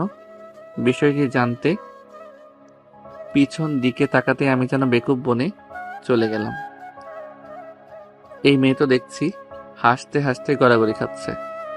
এই আপনি হাসতেছেন কেন? আপনি এত বোকা কেন? হ্যাঁ আমি আবার কি করলাম? থানার কথা শুনে আপনি তো রীতিমতো ভালোই ভয় পেয়েছেন দেখছি। মানে কই ভয় পাচ্ছি? ভয় না পেলে তুতলিয়ে কখনো কথা বলতেন না। থাক, আপনার নামে কোনো মামলা টামলা করব না। সত্যি বাঁচালেন আমাকে। ও, তার মানে আপনি সত্যিই থানা পুলিশে যেতে ভয় পান? বর্তমান যুগে থানা পুলিশ শুধু মেয়েদের কথাই শুনে। আপনি যদি একটু বানিয়ে পুলিশের কাছে আমার নামে নালিশ করতেন তাহলে তো আমার পিঠে 1000টা লাঠির চার্জ পড়তো। সরি ফান করার জন্য, কিন্তু আপনাকে ভয় পাওয়ার অবস্থায় দেখতে ভালো লাগছিল না, এই জন্য অভিনয়টা ভালোভাবেই করতে হলো। আপনি ভালোই অভিনয় করতে পারেন। আমি তো বিষয়টি সত্যি ভেবে নিয়েছিলাম।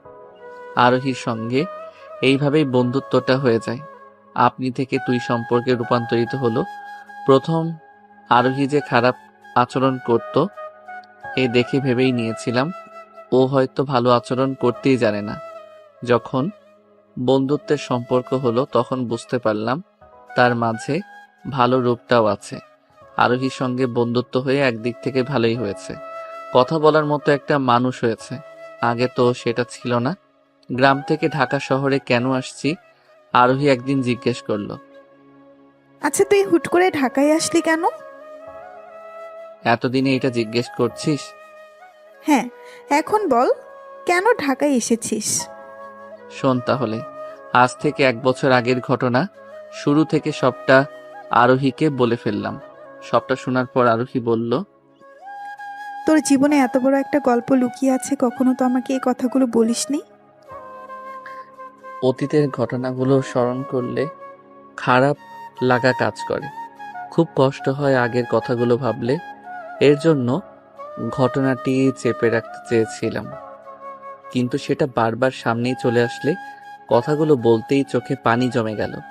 আরোহী এ দেখে বলল, সরি রে, অতীতের কথাগুলো জানতে চেয়ে তোর কষ্টটা বাড়িয়ে দিলাম। সমস্যা নাই। আচ্ছা চল, রেস্টুরেন্ট থেকে কিছু খেয়ে আসি। তারপর রেস্টুরেন্টে গিয়ে বসতেই পিছন দিক থেকে এক বৃদ্ধ লোক বলে উঠল, বাবা কেমন আছো? বৃদ্ধ লোকটির দিকে রীতিমতো অবাক হয়ে তাকিয়ে আছি। কে উনি?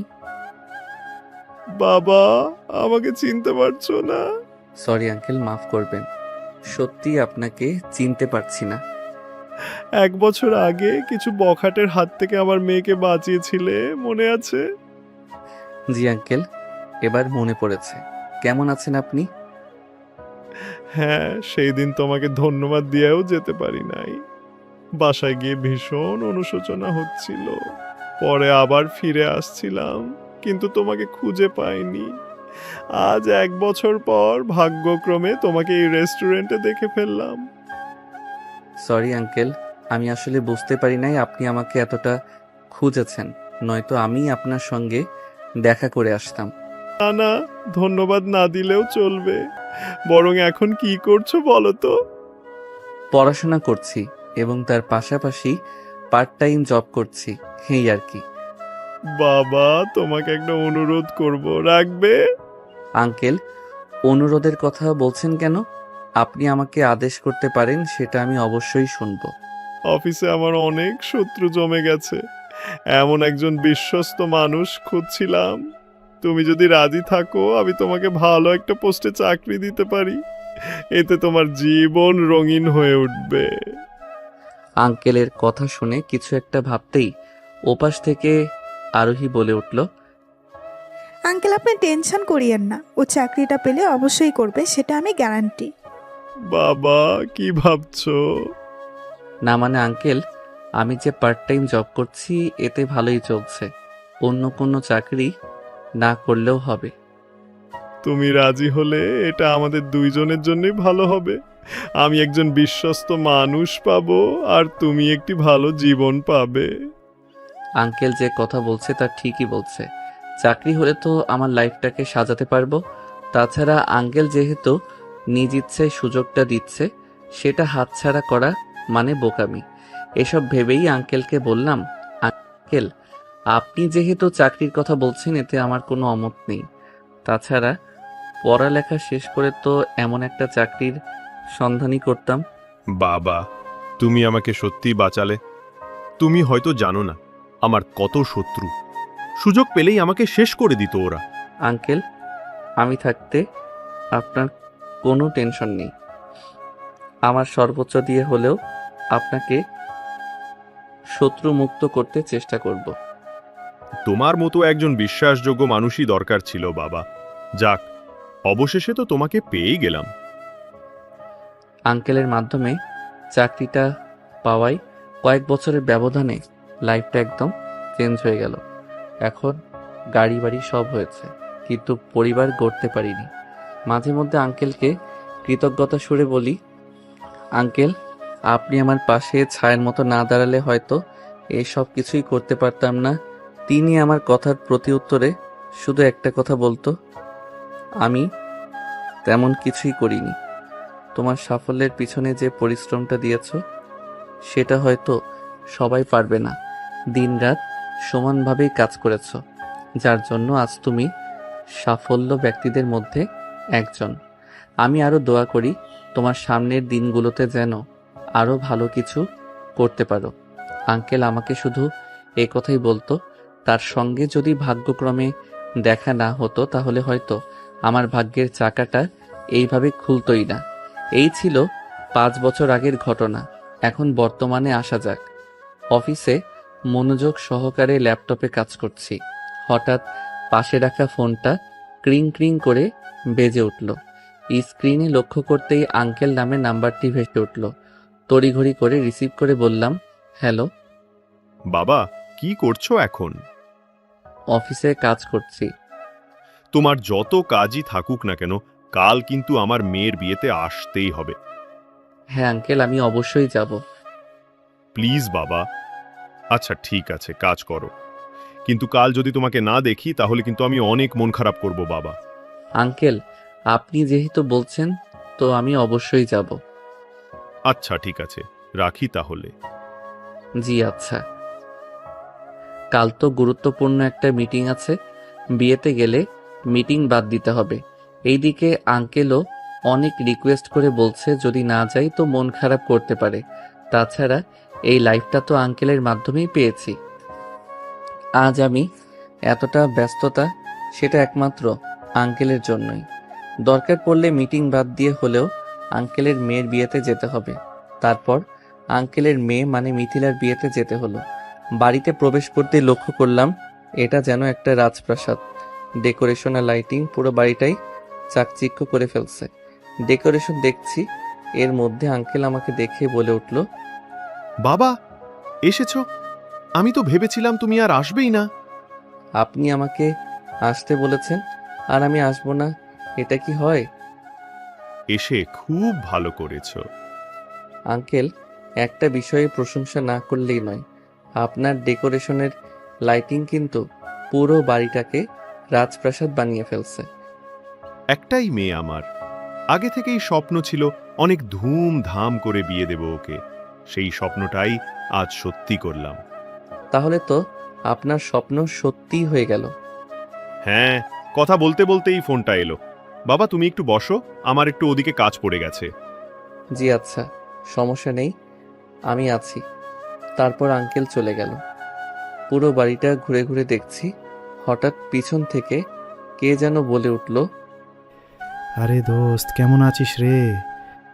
পিছন ফিরে তাকাতেই লক্ষ্য করলাম রাকিব ও তার স্ত্রী আমার দিকে তাকিয়ে হাসি উজ্জ্বল চেহারা নিয়ে কথাটি বলল। আমি একটু গম্ভীর সুরে বললাম, ভালো। আমার কথার ধরন দেখে রাকিব বুঝতে পারল তার সঙ্গে কথা বলার কোনো মুড নেই, তো সেখান থেকে চলে আসতে যাব এমন সময় রাকিবের স্ত্রী বলল, ভাইয়া শোনেন, বলেন। আপনি আমাদের দেখে এইভাবেই চলে যাচ্ছেন, যেন আমাদেরকে চেনেনই না। দোস্ত সরি রে, সেদিন তোকে যেভাবে বাসা থেকে চলে যেতে বললাম সেটা ঠিক হয়নি একদমই। তুই যখন চলে গেলি আমি আর নীলা বাসা থেকে বের হয়ে কিছু দূর তোকে খুঁজেছিলাম, কিন্তু তোকে খুঁজে পাইনি। অনেক দিন পর তোকে দেখে ভালো লাগছে রে। মন খারাপ করে থাকিস না ভাই। তোর মতো বন্ধু না থাকাই ভালো। এই বলে ওখান থেকে সরে গেলাম। রাকিব ও তার স্ত্রী আমার দিকে অবাক হয়ে তাকিয়ে আছে। ওরা হয়তো আমার কাছে থেকে এরকম আচরণ আশা করেনি। ব্যাস, সোফায় গিয়ে বসে আনমনে ফেসবুকের নিউজ ফিড দেখছি। হঠাৎ হৃদিতার কণ্ঠে গানের আওয়াজ শুনতে পেলাম। বিষয়টি দেখার জন্য মঞ্চের দিকে এগিয়ে যেতে লাগলাম। মঞ্চের সামনে দাঁড়িয়ে লক্ষ্য করতেই আমার চোখ যেন কপালে উঠে গেল। আমি কাকে দেখছি? এ তো সত্যি হৃদিতাই গান গাচ্ছে। হৃদিতার সঙ্গে আরও কয়েকটা মেয়ে তার গানের তালে তাল মিলাচ্ছে। এইদিকে হৃদিতার মা বাবার আঙ্কেল সঙ্গে সোফায় বসে গল্প সল্প করছে। তার মানে হৃদিতাদের সঙ্গে আঙ্কেল কোনো একটা সম্পর্কে জড়িত আছে। মাথাটা কেমন জানি ঘুরে গেল। তারা এখানে কি করছে? তাদের তো এখানে থাকার কথা না। না, এখানে আর থাকা যাবে না। তার আগে আমাকে এখান থেকে সরে যেতে হবে। তাদের জন্যই আমাকে গ্রাম ছাড়া হতে হয়েছে। আনমনে এসব ভেবে চলে আসতে যাবে, দরজার কাছে যেতেই মিথিলা আমার সামনে দাঁড়িয়ে বলে উঠল, ভাইয়া কোথায় যাচ্ছেন? মানে আমার একটা কাজ পড়ে গেছে, সেখানে আমাকে দ্রুত যেতে হবে। দাঁড়ান, আব্বুকে বলছি। আব্বুকে বললো তো আর যেতে পারবেন না। এই না বইল না প্লিজ। আব্বু, এই দেখো রনি ভাইয়া চলে যাচ্ছে। মিথিলার কথাটা আঙ্কেল শোনা মাত্রই তার সঙ্গে হৃদিতার বাবা মাও আমার দিকে তাকাতেই তাদের চোখ আর আমার চোখ এক হয়ে গেল। তারপর কোনো কথা না বলে চলে আসতে যাব, তার আগেই হৃদিতার বাবা আমার পথ আটকিয়ে যা বলল। মিথিলার কথাটা আঙ্কেল শোনা মাত্রই তার সঙ্গে হৃদিতার বাবা মাও আমার দিকে তাকাতেই তাদের চোখ আর আমার চোখ এক হয়ে গেল। তারপর কোনো কথা না বলে চলে আসতে যাব, তার আগেই হৃদিতার বাবা আমার পথ আটকিয়ে বলল, বাবা, তুমি এতদিন এখানে থেকেছো অথচ আমরা কিছুই জানি না। বাবা, আমাদের ভুল, আমরা অনেক আগেই বুঝতে পারছি, কিন্তু আফসোস তোমার কাছে গিয়ে যখন ক্ষমা চাইবো ঠিক তখনই আমাদেরকে চলে আসতে হয়েছিল। বাবা, তুমি আমাদের মাফ করে দাও প্লিজ। আমরা সত্যি অনেক অনুতপ্ত আর লজ্জিত। দেখো বাবা, আমি তোমার রাগটা বুঝতে পারছি। দেখো বাবা, আমি তোমার রাগটা বুঝতে পারছি, কিন্তু কিন্তু আমি তখন কি করতাম বলো? আমার জায়গায় যে কেউ হলে তারা এই একই কাজ করতো যা আমি করেছি। এখন অতীতের সবকিছু ভুলে তুমি আমাকে ক্ষমা করে দাও প্লিজ। হৃদিতার বাবা অনুরোধের সুরে বলল, আপনাদের কথা বলা শেষ, এখন আমি আসি। এই বলে বাসার বাহিরে চলে আসছি। পিছন দিক থেকে হৃদিতা দৌড়ে আমার সামনে দাঁড়িয়ে অশ্রু ভেজা চোখে বলল, এতদিন এখানে ছিলে, অথচ আমি যে দূর থেকে কতগুলো মেসেজ কল দিয়েছি সেগুলো কি একবারও দেখার চেষ্টা করনি? ভুল তো হতে পারে, এই বলে সবাইকে ছেড়ে চলে আসতে হবে? হৃদিতা আমাকে জড়িয়ে এক নাগারে বলে কথাগুলো বলে উঠল। তার কথার কর্ণপাত না করেই রেগে বললাম, আমাকে স্পর্শ করার সাহস তোমাকে কে দিয়েছে? হৃদিতা আমার রাগী চেহারাটা দেখা মাত্রই ভয়ে কিছু দূর সরে গিয়ে মাথাটা নিমিষেই নিচু করে ফেলল। একটা কথা ভালোভাবে শুনে রাখো, তুমি আর তোমার বাবা ভুলেও আমার সঙ্গে কথা বলার চেষ্টা করতে আসবে না। ঘৃণা নামক শব্দে তোমার আর তোমার বাবার নামটা খুব ভালো করেই লেখা আছে, সেটা চাইলেও মুছে ফেলা সম্ভব না। ভুল তো মানুষের মাঝেই। হৃদিতা একথা বলতেই তার কথা থামিয়ে বললাম, চুপ, আর একটা কথাও আমি শুনতে চাই না। এই বলে আঙ্কেলদের বাসা থেকে বের হয়ে আসলাম। অপরদিকে বাবা, ওর রাগকে ভাঙানো সম্ভব না। মারে, তুই কান্না করিস না। আমি রনির কাছে যেভাবেই হোক ক্ষমা চেয়ে তোর ভালোবাসাকে একত্র করে দিব। তার আগে রনির কাকাই কাকিমাকে বিষয়টা বলতে হবে। বাবা, আমি এত কিছু জানি না। যেভাবেই হোক ওর রাগ ভাগাতেই হবে।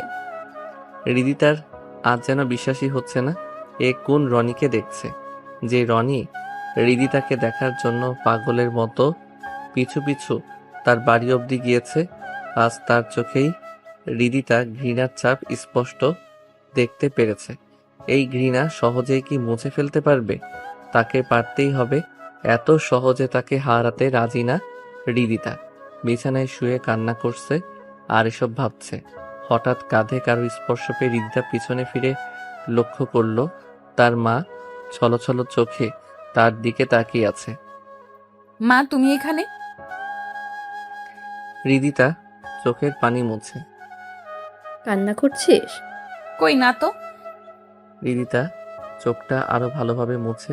মারে, সন্তানের মিথ্যা কথা যে মায়েরা খুব সহজেই ধরে ফেলে। আর এখন তুই কান্না করার পরও আমাকে মিথ্যা বলছিস, সেটা আমি শিওর।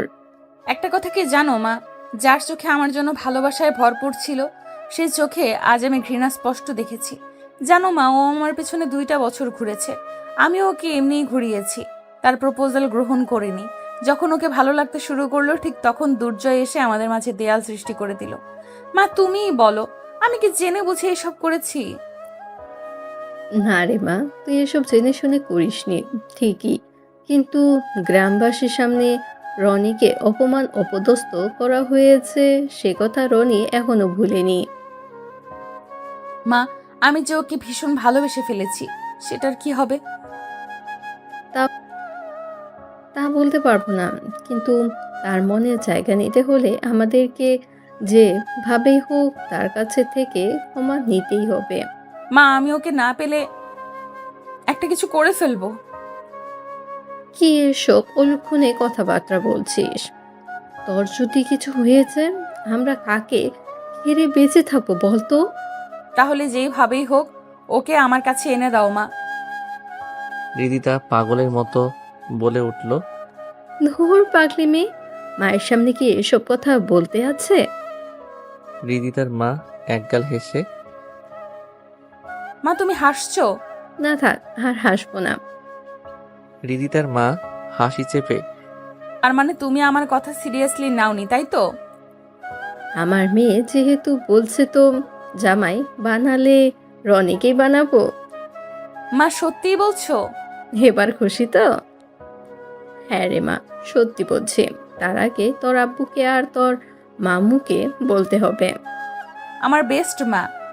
হৃদিতা তার মাকে জড়িয়ে ধরে বলে উঠল ওর দিকে। যাদের দেখলে মাথায় রক্ত উঠে যায়, তাদের সঙ্গে যে এইভাবে দেখা হয়ে যাবে সেটা দুঃস্বপ্নেও কল্পনা করেনি। কিন্তু হৃদিতা আমাকে জড়িয়ে ধরল কেন? ও নিশ্চয়ই আমাকে ভালোবেসে ফেলছে। কথায় আছে না, দূরত্বই ভালোবাসা বাড়ে। সে যে হয়েছে হৃদিতার, সেরকমই হয়েছে হৃদিতার। আগে তো তার পিছনে লেগেই থাকতাম, এখন তো আমাকে ভালোবাসেনি। আজ তার ভুলে বুঝে অন্যায় করেছে এবং সে অনুশোচনা থেকে হয়তো আমার জন্য ভালোবাসা জন্মেছে। যাই হোক, তাকে নিয়ে ভাবার মতো সময় আমার কাছে নেই। গ্রামবাসীর সামনে আমাকে যে অপমান অপদস্থ করেছে সেটা তো আমি কখনো ভুলবই না। আর ক্ষমা, সেটা তো প্রশ্নই আসে না। তবে একটা বিষয়ে মাথা কাজ করছে না, আঙ্কেলের সঙ্গে হৃদিতাদের কি সম্পর্ক হতে পারে সেটা তো বুঝতে পারছি না। এসব ভেবে আমার কোনো কাজ নেই, যেটা খুশি তা হোক।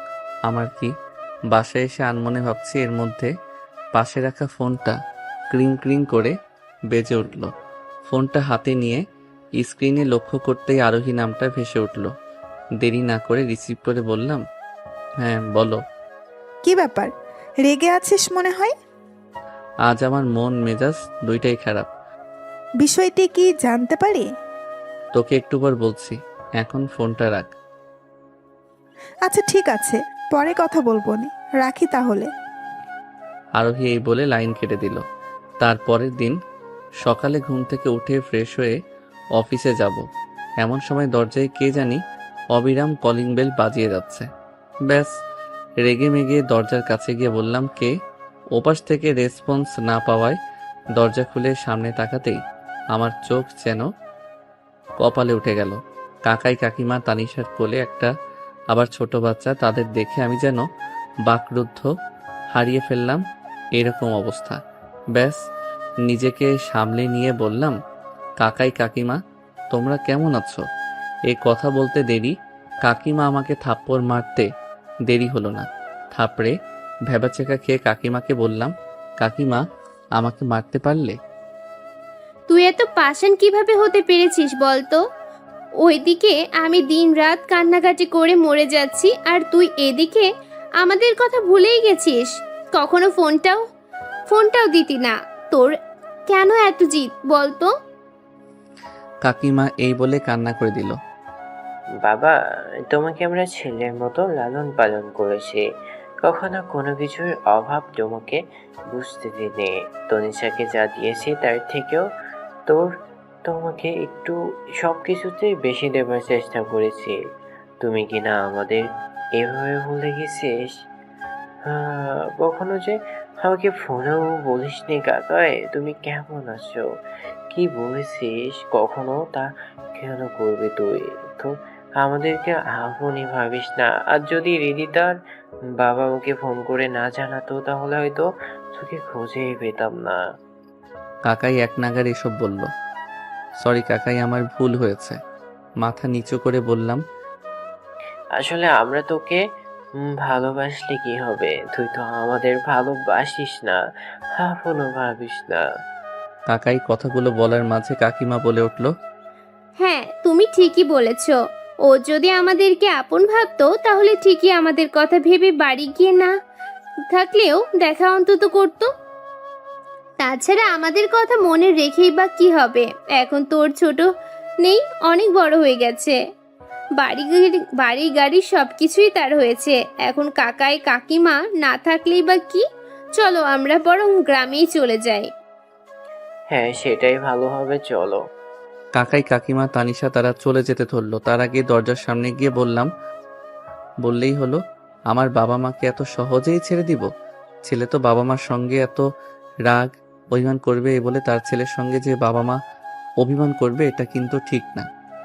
তুই অভিমান করে এত বছর আমাদেরকে ছেড়ে থাকতে পারলে তো আমরা তোর সঙ্গে অভিমান করতে পারবো না। হয়েছে, আর কান্না করতে হবে না। এই দেখো আমি কান ধরছি, আর কখনো তোমাদের উপর রাগ করে থাকবো না। এবার আমরা সবাই এই বাসাতে একসঙ্গেই থাকবো। আমার কথা শুনে কাকাই হঠাৎ বলে উঠল, সম্ভব না। কথাটা শুনে রীতিমতো অবাক হয়ে কাকাইয়ের দিকে এক দৃষ্টিতে তাকিয়ে আছি আর ভাবছি কাকাই সম্ভব না কেন বলল। আজ তার স্বামী এরকম পশুর আচরণ দেখে ঘৃণায় কান্না করতে লাগলো এবং তার স্বামীর প্রতি যে ভালোবাসাটা ছিল সেটা নিমিষেই ঘৃণায় পরিণত হয়ে গেল। রাতটা হৃদিতার নির্ঘুমে কেটে গেল। অপরদিকে তার স্বামী যেন শান্তির ঘুম ঘুমাচ্ছে। সকালবেলা কেমন জানি মাথা ব্যথা অনুভবে ঘুমটা ভেঙে গেল। দুই হাত দিয়ে মাথা চেপে চোখ মিলে সামনে তাকাতেই আমার চোখ যেন কপালে উঠে গেল। কি ব্যাপার হৃদিতা আমার বিছানায় হাঁটু মোড়ে বসে কান্না করছে কেন? আর তার পরনের বস্ত্র এরকম এলোমেলো কেন? এসব চিন্তাভাবনা বিচ্ছেদ ঘটিয়ে হৃদিতাকে জিজ্ঞেস করলাম, তুমি আমার বিছানায় কি করে এলে? চুপ, আর একটা কথাও আপনি বলবেন না। খুব সাধু সাজা হচ্ছে। কি মনে করেছেন আমি আপনার প্রতি দুর্বল দেখে মদ খেয়ে এসে আমার সঙ্গে যা ইচ্ছা তা করবেন আর সেটা আমি মুখ বুজে সহ্য করব? কখনোই না। কাল রাতে ড্রিঙ্ক করার কথা নিমিষেই মনে পড়ে গেল নেশার ঘোরে। তাহলে হৃদিতার সঙ্গে নিজের প্রতি নিজেরই ঘৃণা হচ্ছে। এ আমি কি করেছি? এটা বড্ড অন্যায়। নিজের প্রতি নিজেরই ধিক্কার আসছে। এসব ভাবতেই হৃদিতা বলল, আমি আর এখানে থাকবো না। যেখানে স্বামীর ভালোবাসা নেই, স্ত্রীর প্রাপ্য মর্যাদা নেই, সেখানে না থাকাই ভালো। ভেবেছিলাম আমার ভালোবাসা দিয়ে আপনার রাগ অভিমান ভাঙিয়ে আপন করে নিব, কিন্তু সে সুযোগ আর হলো না। আমাকে তাড়ানোর জন্য তো আপনি মদ খেয়ে শুরু করেছেন। হয়তো ভেবেছেন এই মদ খেয়ে এসে আমার সঙ্গে শারীরিক নির্যাতন করলেই আমি চলে যাব। এই সব ভেবেই তো এইসব করেছেন, তাই না? হৃদিতা আমি আসলে বলতেই হৃদিতা আমার কথা থামিয়ে বলল, ওই মুখে আমার নাম আর নিবেন না প্লিজ। আপনার এই ভালো মানুষের পেছনে একটা নর পশুর আচরণ দেখেছি, সেটা আমি কখনো ভুলতে পারবো না। বিশ্বাস করো আমি ইচ্ছে করে ড্রিঙ্ক করিনি। ওই জুয়েল আমাকে জোর করিয়ে এসব ছাইপাস খাইয়েছে, নয়তো কখনো এসব খেতাম না। অনুশোচনা থেকে বলে ফেললাম, এখন এসব মিথ্যা কথা বলে সত্যটাকে ধামাচাপা দিয়ে রাখতে পারবেন না। প্রকৃত পক্ষে আপনি আমাকে তাড়ানোর জন্য এসব অবলম্বন করছেন। তোমার সঙ্গে মিসবিহেভ করলে অনেক আগেই করতাম, তা তো করেনি। কাল রাতের দুর্ঘটনা ভেবে ভুলে যাও প্লিজ। সম্ভব না, আমি আজই চলে যাচ্ছি।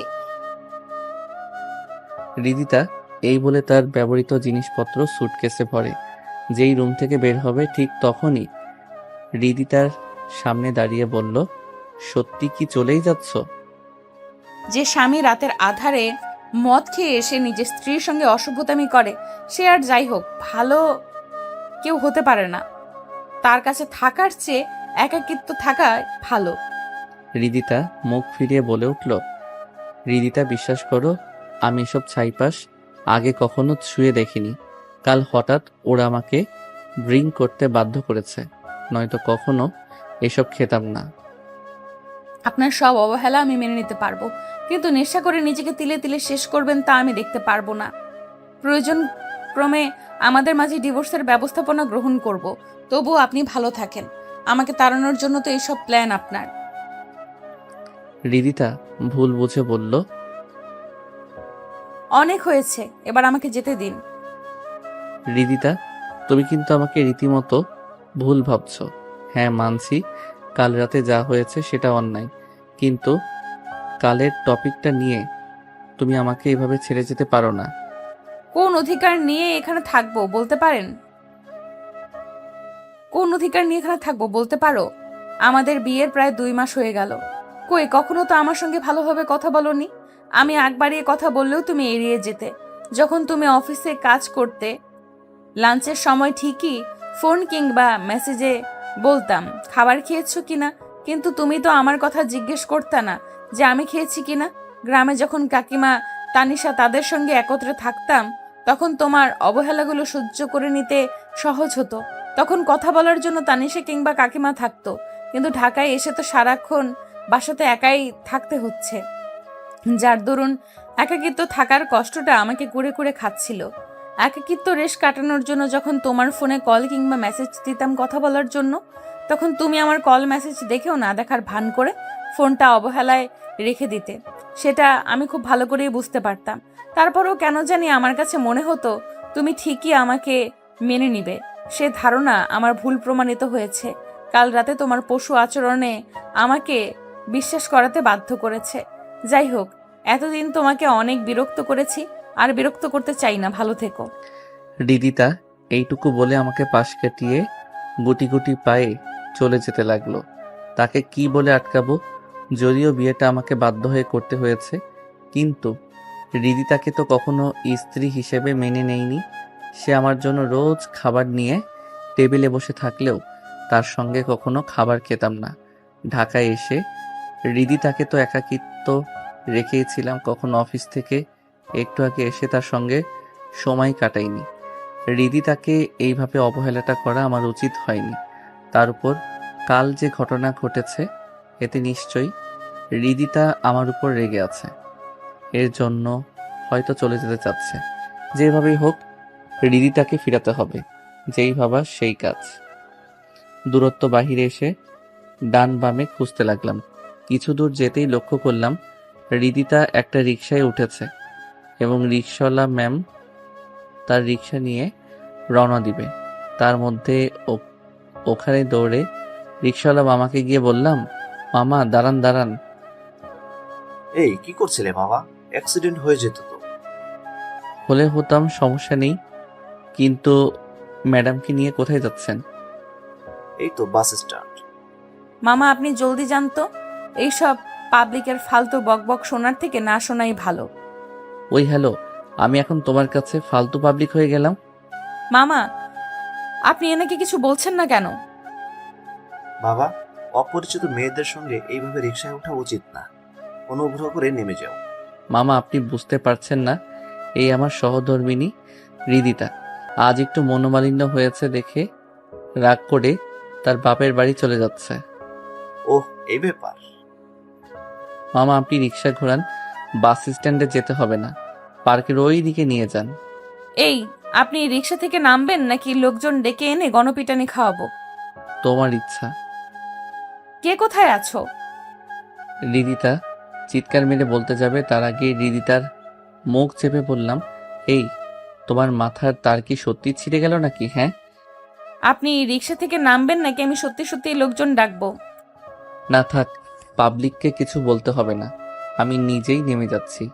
ভেবেছিলাম তোমার অভিমান ভাঙিয়ে পার্কে ঘুরতে নিয়ে যাব, কিন্তু তা আর হলো না। মামা রিক্সা থামান। এইদিকে হৃদিতা আমার রিক্সা থেকে নামার কথা শুনে অবাক হয়ে এক দৃষ্টিতে তাকিয়ে রইল, কিছু বলল না। হয়তো রিদিতাও চাচ্ছে তার রাগ ভাঙিয়ে বাসায় নিয়ে যাব। মামা, আপনি বরং ওনাকে বাস স্ট্যান্ডেই নিয়ে যান। ভেবেছিলাম আমার কথা ও শুনবে, কিন্তু তা আর হলো না। এই বলে রিকশায় মেনে পড়লাম। রিদিতা আমার দিকে অসহায়ভাবে তাকিয়ে বুঝতে চাচ্ছিল যে আমার সঙ্গেই যেতে রাজি। সেদিকে ভ্রুক্ষেপ না দিয়ে বললাম, মামা আপনি দাঁড়িয়ে আছেন কেন? নিয়ে যান ওনাকে। এই বলে ওখানে সরে আসলাম। আপনারা কি ভাবছেন বাসায় চলে আসছি? না, রিদিতা যে রিকশায় যাচ্ছে তার পিছনে আর একটা রিকশা উঠে তাকে ফলো করছি। দেখি সে কোথায় যায়। অপরদিকে দেখলেন মামা, ও 1 নম্বরের স্বার্থপর। শুধু তার নিজের রাগ অভিমানটাই সে প্রাধান্য দেয়। আমি যে তার সঙ্গে অভিমান করে আছি সেদিকে তার ভ্রুক্ষেপ নেই। রিদিতা কান্না করে রিকশাওয়ালাকে বলল, দেখো মা, স্বামী স্ত্রীর মাঝে এসব মান অভিমান ভুল বোঝাবুঝি হয়েই থাকে। এই বলে কি চলে যেতে হয়? আমি বলি কি, তুমি বরং বাসায় ফিরে যাও। ওই বাসায় আমি আর যাবই না। আপনি আমাকে বাস স্ট্যান্ড পর্যন্ত নিয়ে যান। আচ্ছা ঠিক আছে। এইদিকে এই রে সেরেছে। রিদিতা তো সত্যি সত্যি বাস স্ট্যান্ডে চলে আসলো। তার মানে গ্রামেই চলে যাবে না, সেটা হতে দেওয়া যাবে না। তার আগে আমাকে কিছু করতে হবে। রিদিতা এইদিকে বাস স্ট্যান্ডে গিয়ে রীতিমতো বক্সিগঞ্জ কাউন্টারে গিয়ে টিকিটও নিয়ে ফেলেছে। ব্যাস, রিদিতার আগেই রনি সে বাসে উঠে পড়ল রিদিতাকে সারপ্রাইজ দিবে বলে। কিছুক্ষণ পর রিদিতা বাসে উঠে পড়ল। ডানে বামে তাকিয়ে তার সিট খোঁজার চেষ্টা করলো এবং পেয়েও গেল। রিদিতা তার মতো সিটে বসে চোখের জল মুছতে লাগলো। এইদিকে বাসে এক ঝাল মুড়িওয়ালার কাছে থেকে মিনি দোকানটা নিয়ে রনি রিদিতার কাছে গিয়ে বলল, ম্যাডাম ঝালমুড়ি খাবেন? হঠাৎ রনির কণ্ঠস্বর শুনে রিদিতা উপর দিকে তাকিয়ে রনিকে ঝালওয়ালার এ অবস্থায় দেখে তার নিজের হাসিটা আর চেপে রাখতে পারল না। কান্না মাখা হাসি দিয়ে বলল, তুমি এখানে কেন?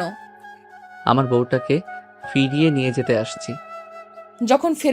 তখন ফেরালে না কেন? দেখতেছিলাম তুমি কি আমাকে সত্যি ছেড়ে যাও নাকি সব রাগ অভিমান ভুলে গিয়ে আমার কাছে ফিরে আসো, সেটাই দেখতেছিলাম। তো কি দেখলে? কি দেখলাম আমার স্ত্রী তার নিজের রাগ অভিমান প্রতি অটুট। সে তার স্বামীকে ছেড়ে সত্যিই চলে যাচ্ছে, তাই তো ফিরিয়ে নিয়ে যেতে আসলাম। সরি, এখন আর সম্ভব না, অনেক দেরি করে ফেলেছো। রিদিতা মুখ ফিরিয়ে বলল, আমি কথা দিচ্ছি এখন থেকে তোমাকে আর কখনো অবহেলা করব না, কষ্ট দিব না, সব সময় ভালোবাসবো, তোমাকে যথেষ্ট সময় দিব, কোনোভাবে তোমাকে এড়িয়ে চলবো না। প্লিজ তবু আমার সঙ্গে বাসায় চলো প্লিজ। রিদিতা চুপ করে থেকো না, বাস কিন্তু এখনই ছেড়ে দিবে, আর দেরি করো না, আমার সঙ্গে বাসায় চলো প্লিজ। না, যাব না। এই বাস ভর্তি লোকজনের সামনে কোনো সিন ক্রিয়েট করো না প্লিজ, বাসায় চলো। রিদিতা তার স্বামী এরকম অনুরোধে তার রাগ অভিমান নিমিশেই পানি হয়ে গেল।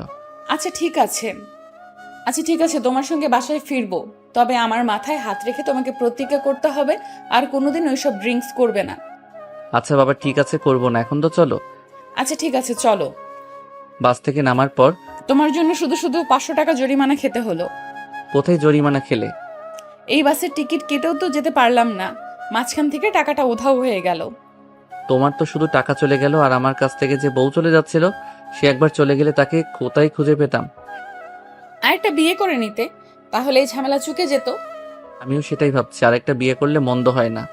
ব্যাস, কথা শুনে রিদিতা রেগে গলা চেপে ধরে বলে উঠল, আমাকে অবহেলা করবি তো মেনে নিব, কিন্তু আর একটা বিয়ে করার কথা মুখে নিবি তো গলা চেপে মেরে ফেলবো। আরে করছো কি, ছাড়ো আমাকে, পাঠক ভাইরা তো দেখছে। দেখলে দেখুক, তাতে আমার কি?